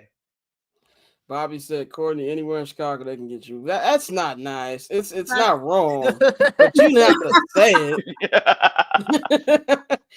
Final game on our predictions, man. Monday Night Football a week from now, or when you're watching this on Sunday, tomorrow. The Monday Night Football primetime debut of one Bo Nix in the Mile High. They were going up against Jameis Winston and the Cleveland Browns. Hey, man, I think Bo's going to put on the show. Bo gonna put on the show. Bo knows. Yeah, Bo knows Monday Night Football. I'm going with the Broncos in this one. You're absolutely right. We're gonna get some T-shirts made, Bo Money Knicks, man. I am going with the Denver Broncos as well. I can't believe this shit. But no, Courtney, this was again just like with your Royals pick. This was spot on. Bo Nix has been on point. You can't deny it. I'm going with the Broncos. Thank you. Hey, man, I can't go up against Jameis Winston, fam. I need Jameis Winston quotes. I need happy Jameis Winston. I need a Jameis Winston win. Hey, man, I got the Browns on this game. Give me Bo Nix, man, he's hooping 16 touchdowns, 6 picks. Sean Payton, hey everybody, coaching matters. Yep. Give me the Broncos. I am going with Denver, obviously. And again, I am wrong often, but when I'm right, I'm right. All right, man. That is all we have today on I'm Not Gonna Hold You. We'll be back next week. There will not be a show on Friday. When I get back from Detroit, I will be getting intoxicated all weekend. I have nothing to do this weekend. So I am looking forward to not doing shit this weekend. So there'll be no show. We still gonna make the clips like I usually do. They'll be on the feeds all week for you to check out. But that's all we got. So anything y'all want to say before we get up out here and wrap this thing up? No, man, stay safe. You know, it's gonna be a lot of people on the road. Anybody driving, do not drive drunk. And y'all enjoy y'all families, man. Uber is cheaper than a DUI. 1,000%. Drake also claims that UMG paid Apple to manipulate Siri, purposely misdirecting users to not like us. I've never used Siri Ever. in these purposes. I have. Anything. And I'm telling you, that theory never took me from Drake to they not like us. It never happened. What are we doing, bro? It's embarrassing. I'm embarrassed for him. He just need to go ahead, drop that P&D album for the real strokers and just let us be. The real Hey, Siri, play Drake. Oh, Yo, it ain't even work. I got my shit. Yo, do y'all see Stephen A. Smith looking like a narc on Monday Night Football right now? It looks crazy, dog. What is this shit?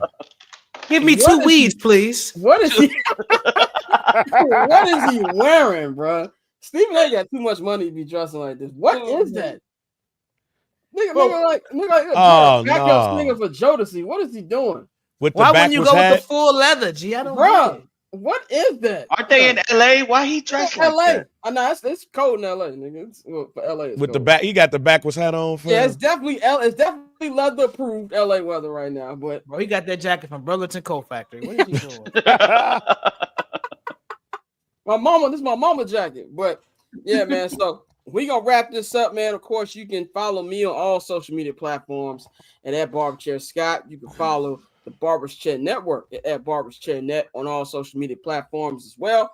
Follow Dante at October Zone Tay on Twitter. Follow HB Media at HB Media TV on Twitter. Follow them at HB Media on Instagram. Follow JR Bang at JR Bang on all social media platforms. Follow Mikey at Junior_Solito on Twitter. You can follow Courtney at 1-800-CALLER-BRO on all social media platforms. And subscribe to the Patreon, man. Patreon.com/Barbers Chair Network, man. If you're watching this right now, you can take your phone, scan the QR code, it'll take you right to the Patreon. You are not going to want to miss tomorrow's episode of Summer Sessions. I have got a lot to say. I am disgusted as a hip-hop fan for this shit that I have been seeing. I'm finna be like Tay Diggs and Sanaa Lathan on Brown Sugar. This isn't hip-hop. I'm finna be in that kind of bag. But subscribe to the $10 holla to listen and watch that, man. And if you subscribe to the $10 holla and you're a new subscriber, you will get a code to get 25% off your first order at the bcnetshop.com. And also, I will be having Black Friday sales on the Barber's Chair shop that I will be announcing before Friday. So check all that out, man. So that's all we got for y'all. Y'all enjoy your holiday, and we're gonna holler at y'all next week, man, to recap week 13 in the NFL and talk some NBA, all the other good stuff. We up out of here.